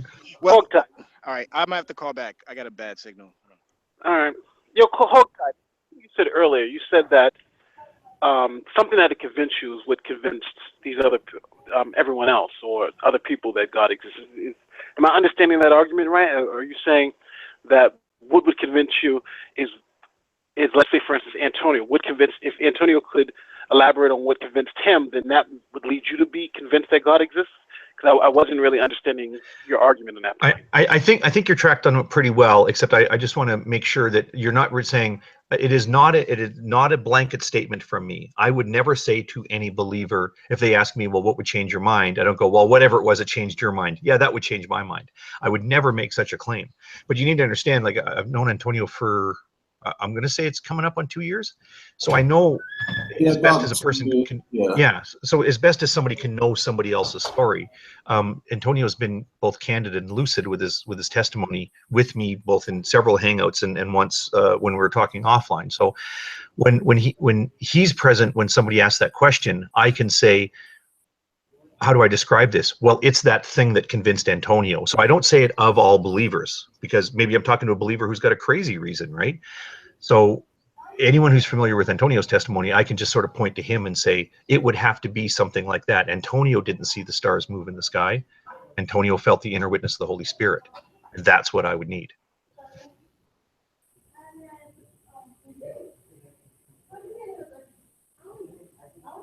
So more or less, you're saying the Paul roadside conversion, more or less. Is that kind of the experience that you had, Antonio? Because I'm not sure if I'm characterizing it right, but I've never heard your conversion story. Well, I had my experience early in my life. I was brought up in the church, but very much so, I've had that intermediate experience with the Lord even from an early age. And this isn't something that my parents forced upon me in any way. In fact, as I was growing up, they told me to, evaluate, what I'm believing and what I'm looking into, and think for yourself. They did advocate very much that that at some point you're gonna be a grown man with your own ideas, and you gotta look into things on yourself, because that's what is demanded of us, as believers anyway, that we test all things and hold on to what is good, and that's how they brought me up. But now stuff like reasoning and logic and all this other stuff just reinforced my view in Christianity. But I definitely did very much, and still do in my life now, on a regular basis, have that experience of the inner witness of the Holy Spirit. Does that help at all, or what? No, it did, because I'm under the impression that beliefs are kind of compulsory, that we can't really choose beliefs, and we can't really choose what we believe. It's based on your experiences. And if I kind of agree with Harbka now, that if I had an experience similar to yours, I think I would maybe believe. And it's just interesting, because it's like, a lot of times we have these discussions, it's almost like it's being said that the atheists, are just suppressing the truth and know the fact, or have had experiences and just lying most about it. And it seems like that's not really true. Even what we were talking about earlier about, how to come to God and how to, how to be in a position where you can come to this belief. It seems like everyone has had these unique experiences, and some of us haven't. And it seems like we can't agree that just because I haven't had that experience doesn't mean my points are not valid. No, but when we say that they're suppressing the truth and the righteousness, we're necessarily linking to the point that they're covering themselves with their pride. They're not taking in what is being given to them, because they're always saying there's a lack of evidence. They're not taking in what's being given to them, and they're suppressing what is the truth and what is being given to them because of their pride. Oh yeah, that can happen. Yeah, and the thing is, I don't know for sure if any specific person is actually suppressing the truth if they're a non-believer. I think that God could be very well reaching them and working in them. Like, for example, I told you, I think it was last week or the week before, multiple, that I do truly believe that the Lord is working on you in a way that I obviously can't explain, and that you do seem like a very honest guy, and that you may very well be on the path to believe. I truly do believe that. Same. Now, of course, at the end of the day, I stand on what Scripture says, and that those who ultimately don't come to believe did very well suppress that truth in unrighteousness. Now, do we know necessarily if any specific person is doing it? Maybe in our experience of talking to someone, not necessarily. But I think there are certain things that we can look for to give us indications on what is the motivations or what is the tendencies of people and how they approach the God concept. I think we can talk to certain individuals, and it seems quite clear to them how they respond to the conversations that they may very well be suppressing the truth and unrighteousness. I don't get that same impression from you specifically. So that's pretty much the whole paradigm there. I mean, No, I appreciate that, but one thing I do want to say is that and I said this in a hangout yesterday, but I just wanted to be clear. Like, at one point, I was a Bible thumping winner. I was a Christian, and I know a lot of times you say that in these rooms, and people say he wasn't a Christian, wasn't a true Christian because he left the faith. And I reject that claim because I was out there trying to save souls, going to church, and even to some extent, even today, I still sometimes go to church. I mean, my daughter goes to church, and she even believes in God. And as someone who doesn't believe the Christian God and the Christian concept, it's a lot of people feel it's a quandary. Why would you let your daughter go to church? Because I feel that everyone has to come to these beliefs on their own. And I believe if I told her there was no God and tried to hold that from her, I would be cheapening experience. But when I come to these conversations, when I came to these conversations as a Christian, my mentality was that it was almost like someone taking a gun, putting it to their head, a loaded gun to their head, and saying, I'm going to pull a trigger.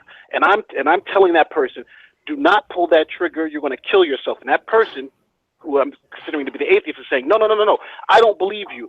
You don't have any evidence. I'm going to pull this trigger and I don't think anything's going to happen. And me as a Christian is saying, no, I'm trying to save your life. I'm trying to save your soul. Don't pull that trigger. And when I was going in my conversations in that way, it was hard for me to understand the other side because I felt that they were just being irrational. Like, they're choosing death over life. And that's how I chose it as a Christian.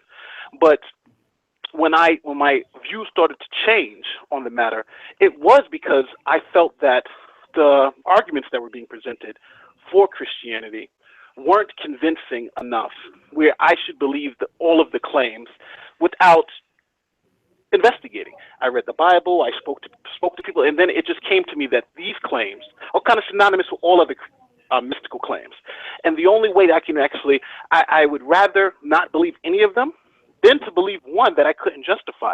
And now I feel like I'm in a position where I strongly want to believe. I want to believe this stuff. I want to be, at holidays, pray and do all this other stuff with the family because I want to be part of the community in that way. But I can't sit there and say that I believe in something that I just don't believe in, that I've just not been convinced of. It's like me telling you guys that there are pink unicorns on some planet out there in the universe.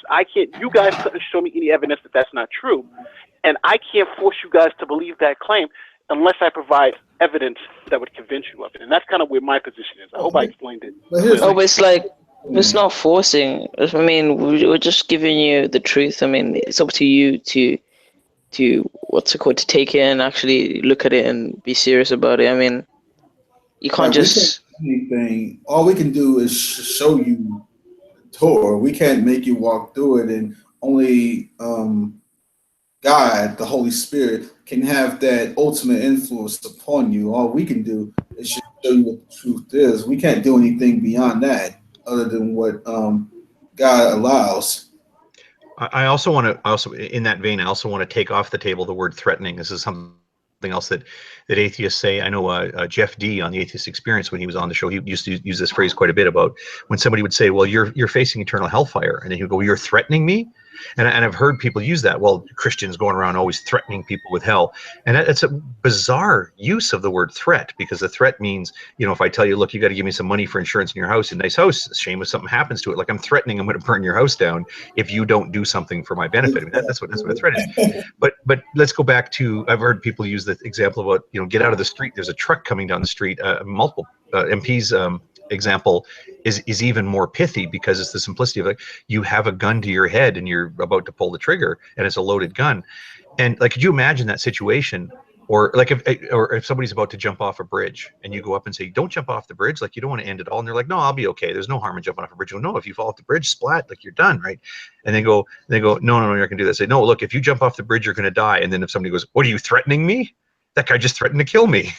No, I'm telling you the reality of the situation. You don't want to pull the trigger. You don't want to jump. You don't want to stay in the street with the truck coming.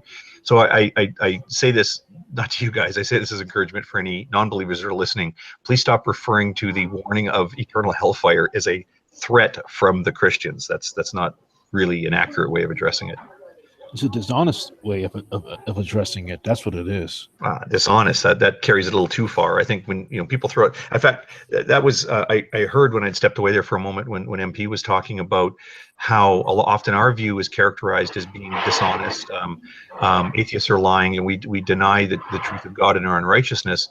And actually, I listened to. So Antonio, you hosted a hangout a couple days ago, and the first bit of it featured prominently you and G-Man and Carlos having a conversation where you're speaking, as I've heard believers speak together quite a bit, where they start talking about, well, these atheists, boy, isn't it bad when you get into a hangout with atheists and they say this and they say that.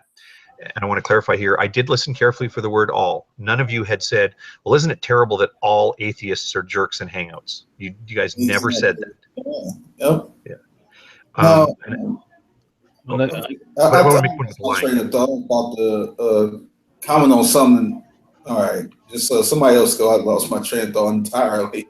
Oh, well, I want to make the point about the honesty thing. Is that one of the things that had come up? So it's just today I was listening to the first part of that hangout, where you guys were having this discussion about how atheists are dishonest. And I know you weren't making. I just want to make clear, I'm not accusing you guys of saying that you were saying all atheists are like this. But even still, it is something that sort of resonates poorly with me when I hear believers talk about how, well, atheists know God is real, but they deny the truth and unrighteousness, and even say things about they're just lying to themselves. They're being intellectually dishonest. And I don't think that's the case. I think when we say these things, for the most part, we're speaking to the truth of our understanding. Can I say something? Sorry. What do you expect us to say as Christians? We truly believe what Scripture says. Can I say something? Yes, but let's let him go first. Something real quick. Can I say something, please? All right. Sorry. Hilarious, and then you write in.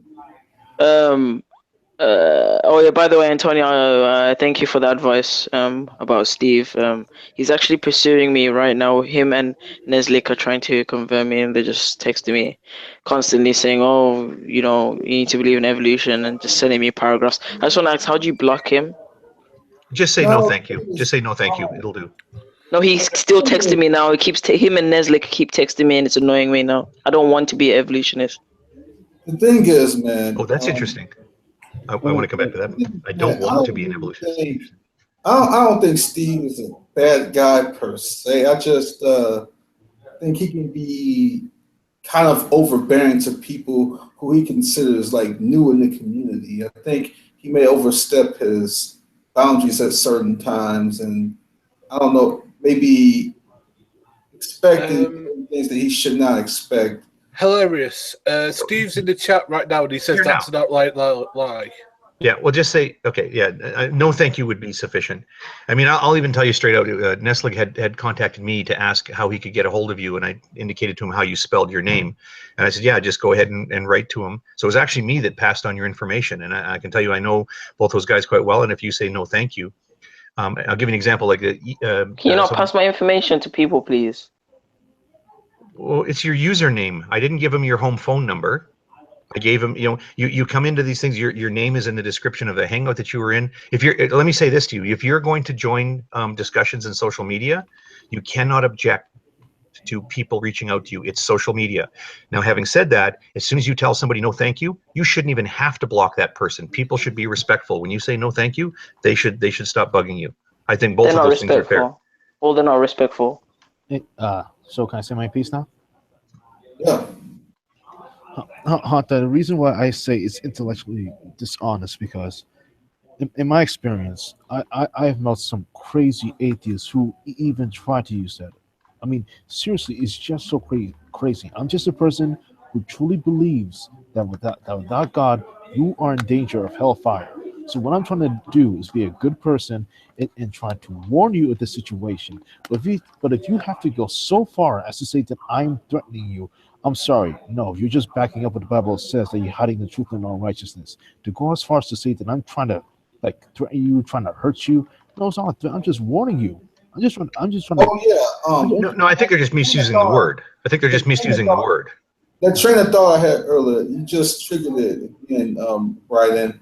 Now, for those who would say that Christians are threatening them with this hell thing, I think they can be legitimately ignorant and get that wrong impression about that. But if it's explained to them that, look, this is not what we're doing here, and we're going about it this way. It's more about, we truly believe this is going to happen to you, and we're warning you about this, and you can accept what we say or not. It's up to you what you want to believe after we tell you. And then after it's explained to them in that way, and then they continue to say that we're threatening them, then that's another thing. Then they're deliberately being dishonest. Well, yeah, I think that when I put it, keep in mind, I'm on your side with this. When I say I'm discouraging non-believers from using the word threat because of what it implies, I think it misuses the word. I'm saying that they come by it honestly. I think that what they're saying is you're describing to us the threat of hellfire. That's the right way to use that expression, right? There exists the danger of hellfire in my future, in the future of anyone who's a non-believer or unrepentant sinner. And that's all it is. But when they say it, well, oh, so now you're threatening me, that's not a good representation of the circumstances, and I discourage people from using it. They're not literally meaning to say, you, dear Christian, are the one who's threatening that you are going to do harm to me. And that's why they shouldn't even use words that even get close to that. But I don't think they're being dishonest when they say that. I think it's unnecessarily combative. You can make ignorant statements and be mistaken. Yeah. That's possible. Yeah. At the same time, though, I think this sort of thing has been explained to a lot of atheists a lot of times. And some of them just don't care to let that register in. And then they continue to repeat the same sentiment after it was already explained. And at that point, that's dishonesty. Mm-hmm. Okay. But the thing is that like, I don't really want to move this conversation a different way. So I'll say this, like, thing is that just calling somebody dishonest doesn't make them dishonest. Like, for example, I be called dishonest because I say that I've reasoned to my beliefs. I've had both atheists and Christians come after me about this, when that is the truth. That's what happened. You know, I can't lie about it. That's what happened. The thing is, what reasoned me to my belief, well, to my position that I'm in now. It wasn't a quick process. It was numerous parts of reading, the rereading, the rereading. So, like, that was what caused it. Now, the thing is, Hilarious, can I ask you a question? Sure. Okay, Steve's in the chat now, and he says that he stopped talking to you 15 minutes ago. Is that true? 10 minutes ago. Right, so why did you say that he keeps on contacting you then? That was when he was talking to me. And Neslik also was doing the same thing. Right, but the thing is that, like, Steve said that, like, he wasn't trying to harass you, as far as I know. Listen, yeah, basically, I would say, I don't care, I don't want to listen, and they'll say, okay, so you're rejecting the truth, and I'm telling them I'm not rejecting the truth. I don't want to take in such theories and all these things because I personally do not believe in them. And he keeps basically calling me dishonest, or that I'm not giving him a chance just because I don't want to, listen. Well, here's the thing, man. People are going to say what they're gonna say, man. If he's harassing you, which I can't say he is or not, but if he is, though, he should stop, and he needs to stop immediately. But I'm not gonna claim either way that he is or isn't. But at the same time, man, people are going to say those things. If you take a position on anything, man, people are gonna say that you are being dishonest. People are gonna say that you're rejecting the truth. That may not be the case, but people are just gonna have those conclusions, man. There's really nothing you can do about it. I mean, that's exactly why I left his hangout yesterday, because it's just annoying me, and it's just ridiculous. And Hogtie, be honest, how hectic was that hangout? It was pretty hectic. There was certainly a lot of interrupting. I mean, we spoke about it a bit in the hangout that I hosted, and I'll say you know, I mean, this is the thing about social media. People want to meet people. They want to talk about things. I would say, and you asked me to be honest, so I want to say that at worst, I think the worst fair characterization of Steve is that he reaches out to people. He's persistent. He doesn't sit and wait for people to come talk to him. So maybe, you know, maybe he did like what I did when I messaged you and I said, look, do you want to talk about this? You said it's kind of late, and I said, oh, come on, let's do this. You know, we'll keep it short. And, you know, and then you said, yeah, okay, right? And people do that, and you know, there gets to be a point you can just say no, thank you. I think you're being a little oversensitive about it. To be honest with you, yeah, and I think that yeah, if you say no, thank you, then that's where it should stop. You shouldn't even have. It didn't stop. I'm telling you, it didn't stop. If you say no, thank you, and then it doesn't stop, well, then it's totally justified to block a person. I do want to say about the honesty thing. You said something so interesting I really want to respond to, but Gary wants to jump in with something. Antonio. Just want to ask Antonio, can I post the links privately to Steve so he can come in and defend himself? Because I think that's only fair. I think that's only fair. I don't even know that Steve has something to defend. I mean, Steve because he was just accused of doing stuff by Hilarious here. Yeah, but I think everybody knows Steve did in fact message him, and then I can screenshot. Hilarious said, no, I don't want to. And Steve said, oh, come on. And Hilarious said, no. And Steve said, oh, come on, really? And then he said, no. So then Steve stopped messaging him. And it wasn't just him. It was him and Neslick as well. Yeah, but they're not roommates. They're not, I don't even, they're not roommates. It's not like the two of them were hassling you. They separately, you know, you're a new person. We're interested in talking with you. I expressed the same interest, and I'm glad you did come and talk to me. And then it was time to go. You said your good nights and you went. That's fine. No, but Hogtie, the problem is, yeah, when I do say no and they say, okay, then so you just don't want to be honest. You don't want to take science. That's the problem. You see there where the problem is. And that's it right. That's it right there, man. You just gotta let him say what he's gonna say. I mean, he calls like me and True Empiricism, G-Man, and some other fellow bros. They call us the clown car posse. So what? Let them talk. Let them say what they want. The minute somebody says they don't care about science because they believe in it's some sort of scientific theory, it's the moment they show that they don't understand science. Well, what I find really interesting was that, and twice, and I wonder if I want to ask him to repeat it, but well, I'll just say what he said. Hilarious, you said that you told Steve that you don't want to talk about this because I don't want to believe in evolution. You said that straight out. You said I don't want to hear it. Yeah, believe, because it's not a fact. But you don't want to believe. It is a fact. No.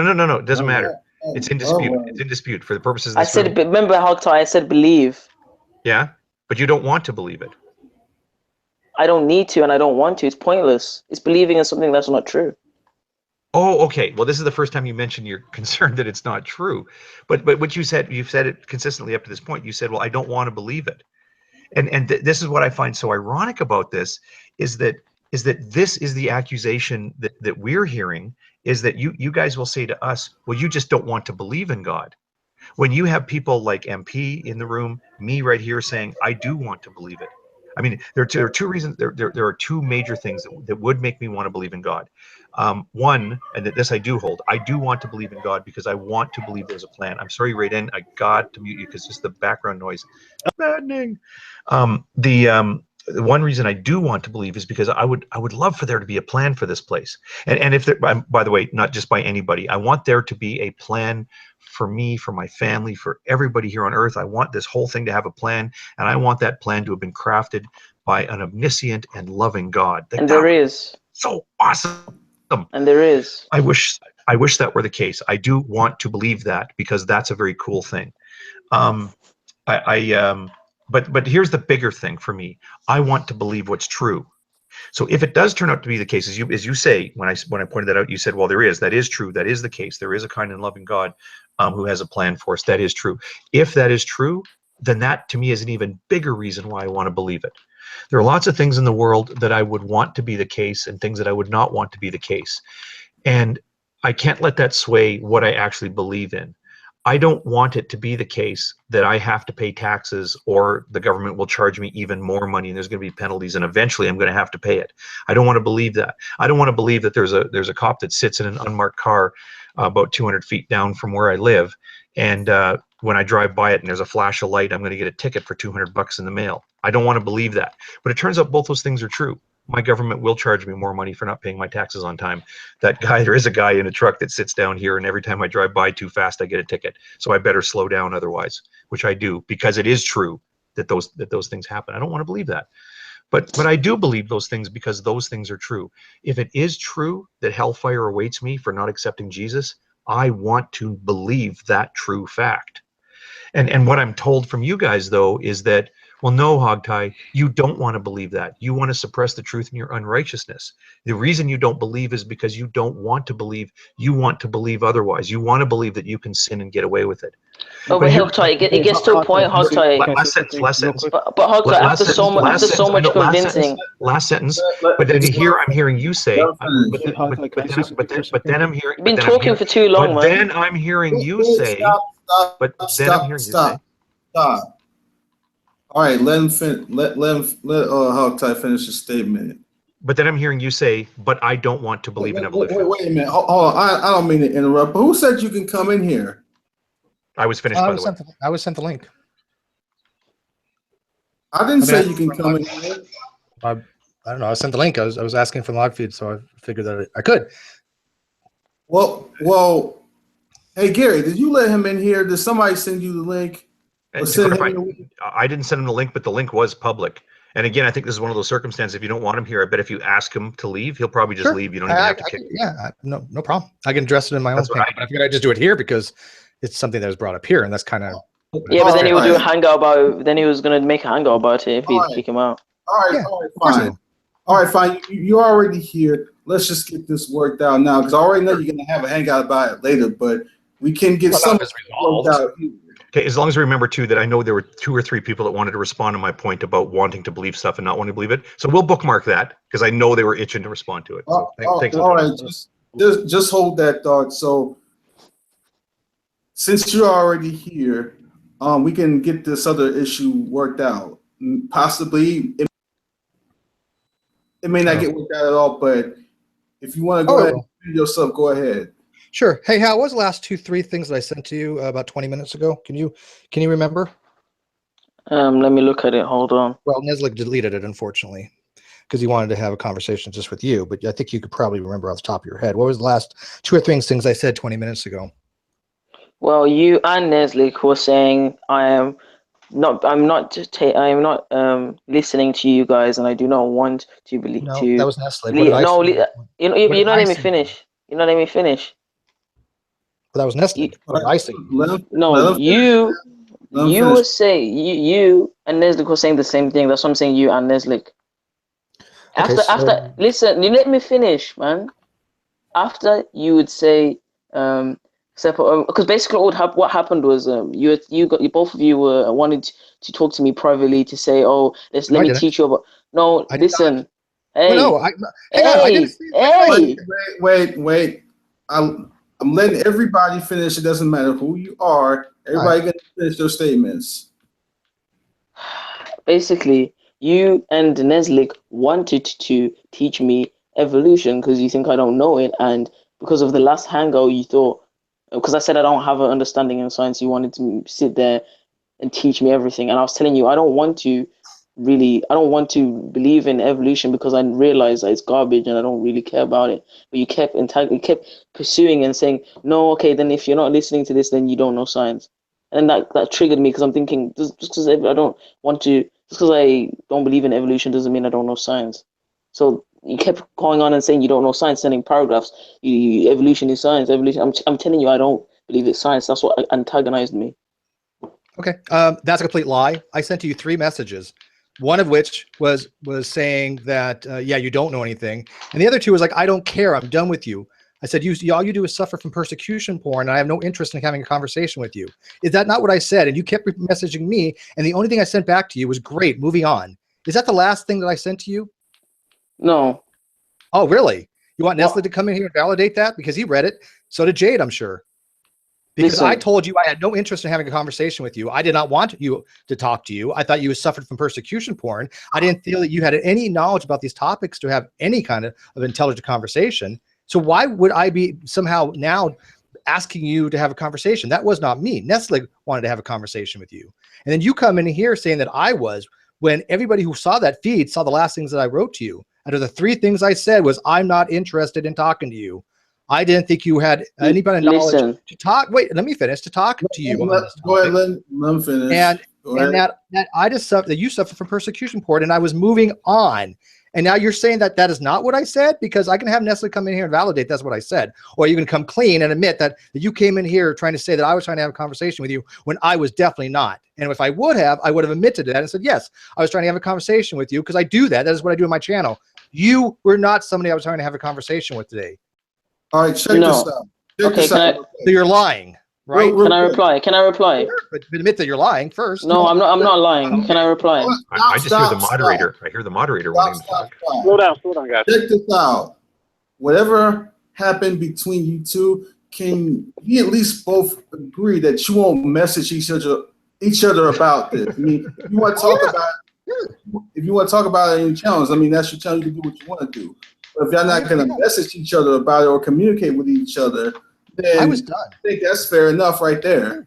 Yeah, I was done, but I want people to know that he's lying right now. No. He's completely lying. And if you ask Nestle, Can I reply? Can I reply? Well, if I'm done, yes. After you ask Nestle, who was his post, he will be happy to tell you, Antonio, and everybody else listening, that I told him that I had no interest in talking to him and that I was moving on. And the last thing I said was, great, moving on, not interested. So he's lying right now. And of course, you guys are going to believe him because, you know, he's one of the clan. But if you actually want to know the truth, why don't you ask people that read the thread? He's outright lying to you right now, Antonio. And you know me, when I tell somebody when they're lying, I have evidence, and I have people that actually saw the thread. He is coming in here having a persecution porn, saying that Steve and the rest of them were harassing him. I told him I was not interested in talking to him. And that's listen. He's giving that. At this point, between Antonio, can I respond, please? Wait. Honestly, at this point between you two, I don't really care who's telling the truth or who isn't, as long as y'all don't do something as simple as even communicate with each other at this point. Like I said, Steve, if you want to talk about it on your channel, you can do what you want. But as long as y'all don't even communicate with each other at this point, I think that just solves the whole issue right there. I'm fine with that. I didn't want to talk to him, Antonio. That was the whole point. Can I speak? Well, in fairness, yeah. Sorry, in fairness, I mean, I think you're right, Antonio. But in fairness, I mean, because you did let Steve tell his side of the story. Yeah. I'm gonna let him respond. I'm a big fan of moving past it because I've been called a liar and everything. I'm not even allowed to defend myself. I was just putting that out there. You can respond, man. I agree with Antonio on this one. Okay. Go ahead, you can respond. Go ahead. First of all, I am not trying to lie about Steve. This has been going on since yesterday because me and Steve towards the end of that hangout, we had a major disagreements with Steve, and I kind of fell out and I left the hangout. And after that hangout, wasn't I asking you, have you got any other hangouts? Because I was getting fed up of his hangouts. Yeah, you did ask me that. Thank you. So then the issue with today is Neslik pursued me and Steve followed with Neslik. Neslik was, first of all, Neslik started saying, sorry, hilarious. I realize you're having some problems with the hangout. Maybe I can teach you about evolution. And he was sending me a long ass paragraph trying to teach me about evolution. And I told him the first time I don't want to learn about evolution. I don't want you to teach me. I don't want anything to do with this. And then Steve comes in with his sarcastic self saying, "Oh, well, here we go. He's rejecting science. He doesn't want to learn science." And that's where it started. And then they carried on sending me. And then Nestle carried on sending me a paragraph saying, okay, let's do a hangout, let's talk about this. And I was like, that's what I sent him. I don't want to compromise. You remember that, Steve, when I said I don't want to compromise? No, actually, I don't, because that's not what's happened. Yeah. What I said. No, let me finish. Antonio, can I say something real quick? Well, hang on. Can I say what I responded? Because Nestle was trying to talk to him, and he asked him what his answer would be. And he said something along the lines he wasn't interested. And I told Nestle, well, there's your answer. That's all I said. No, you're being sarcastic. No, you're being sarcastic. You said a paragraph. No. Okay, if I say my piece? You're being sarcastic. Writing's Rents wants to say something. Well, hilarious. If you say you don't want to believe in evolution, and that if you're saying that it's false, it would make sense for you to learn about their position and then try to see if there's any flaws in it. No. I know the basics of evolution. I studied it. I know it. I'm not.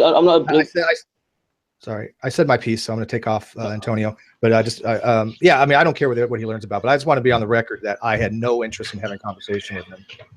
That's it. Yeah, and I do believe that Steve. I'm sure Steve was persistent to encourage him to talk, and then went, okay, well, that's enough. No, If a guy says no, he says no. No, I did not want to talk to him today at all. Yes, you did. Nestle was trying to have a conversation with him, and I said, how Nestle, that tells you all you need to know. Such a And I liar. said, Okay, but I want to explain what Nestle did, because now I know what you're referring to there. yeah, Nestle was trying to have a conversation. I certainly wasn't. I should The say only Steve thing was. I will say is if in whatever conversation you had with Steve, hilarious, and for whatever reason you don't want to pursue it any longer, if they say that you're denying science and all this other stuff, then people are going to say what they're going to say. That's just the bottom line. He talks about us with me, True Empiricism, G-Man, with the clown car policy all the time. People are going to talk. So what?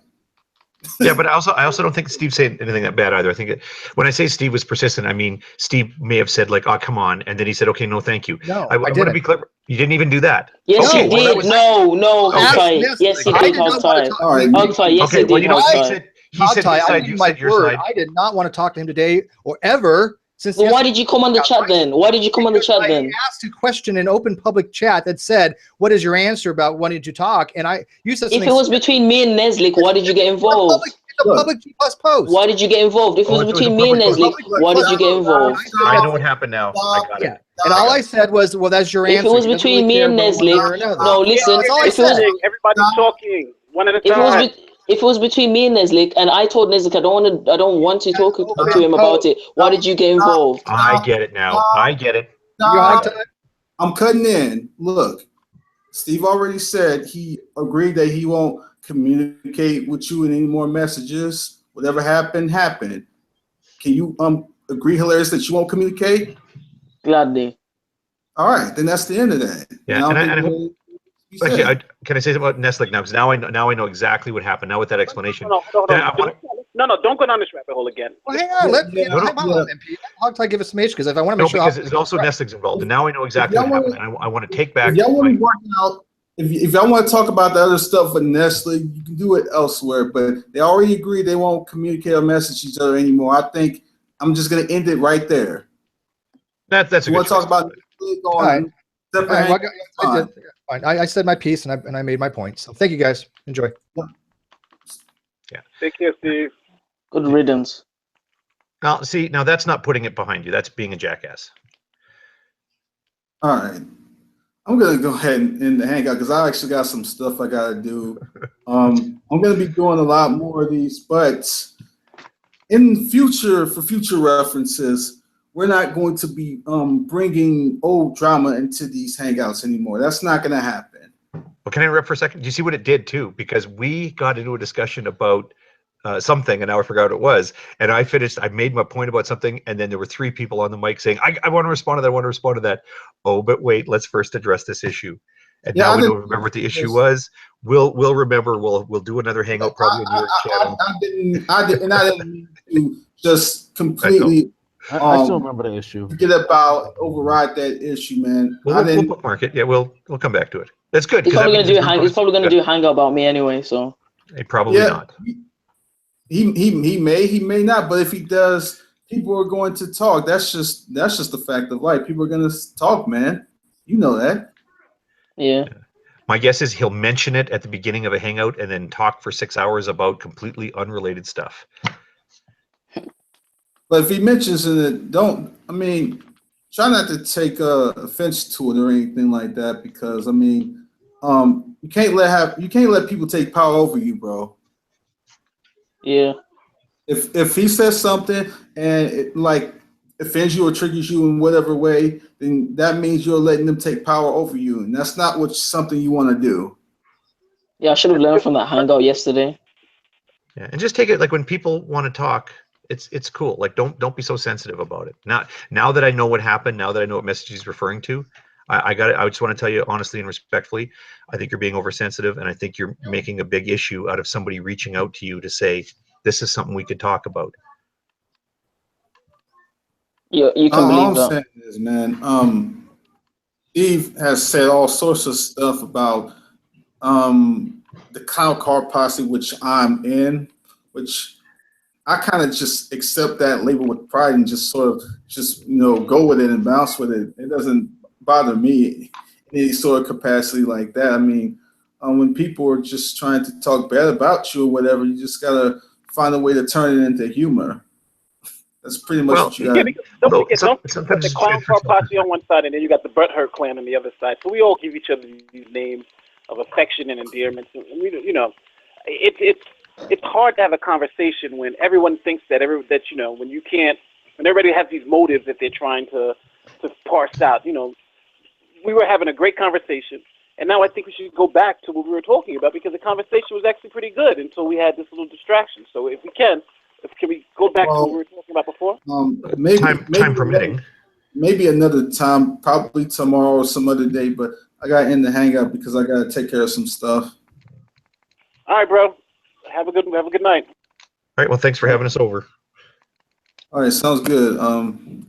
I appreciate everybody coming in, and like I said, we're going to be doing a lot more of these. So stay tuned in future days for more of these. Have a good night.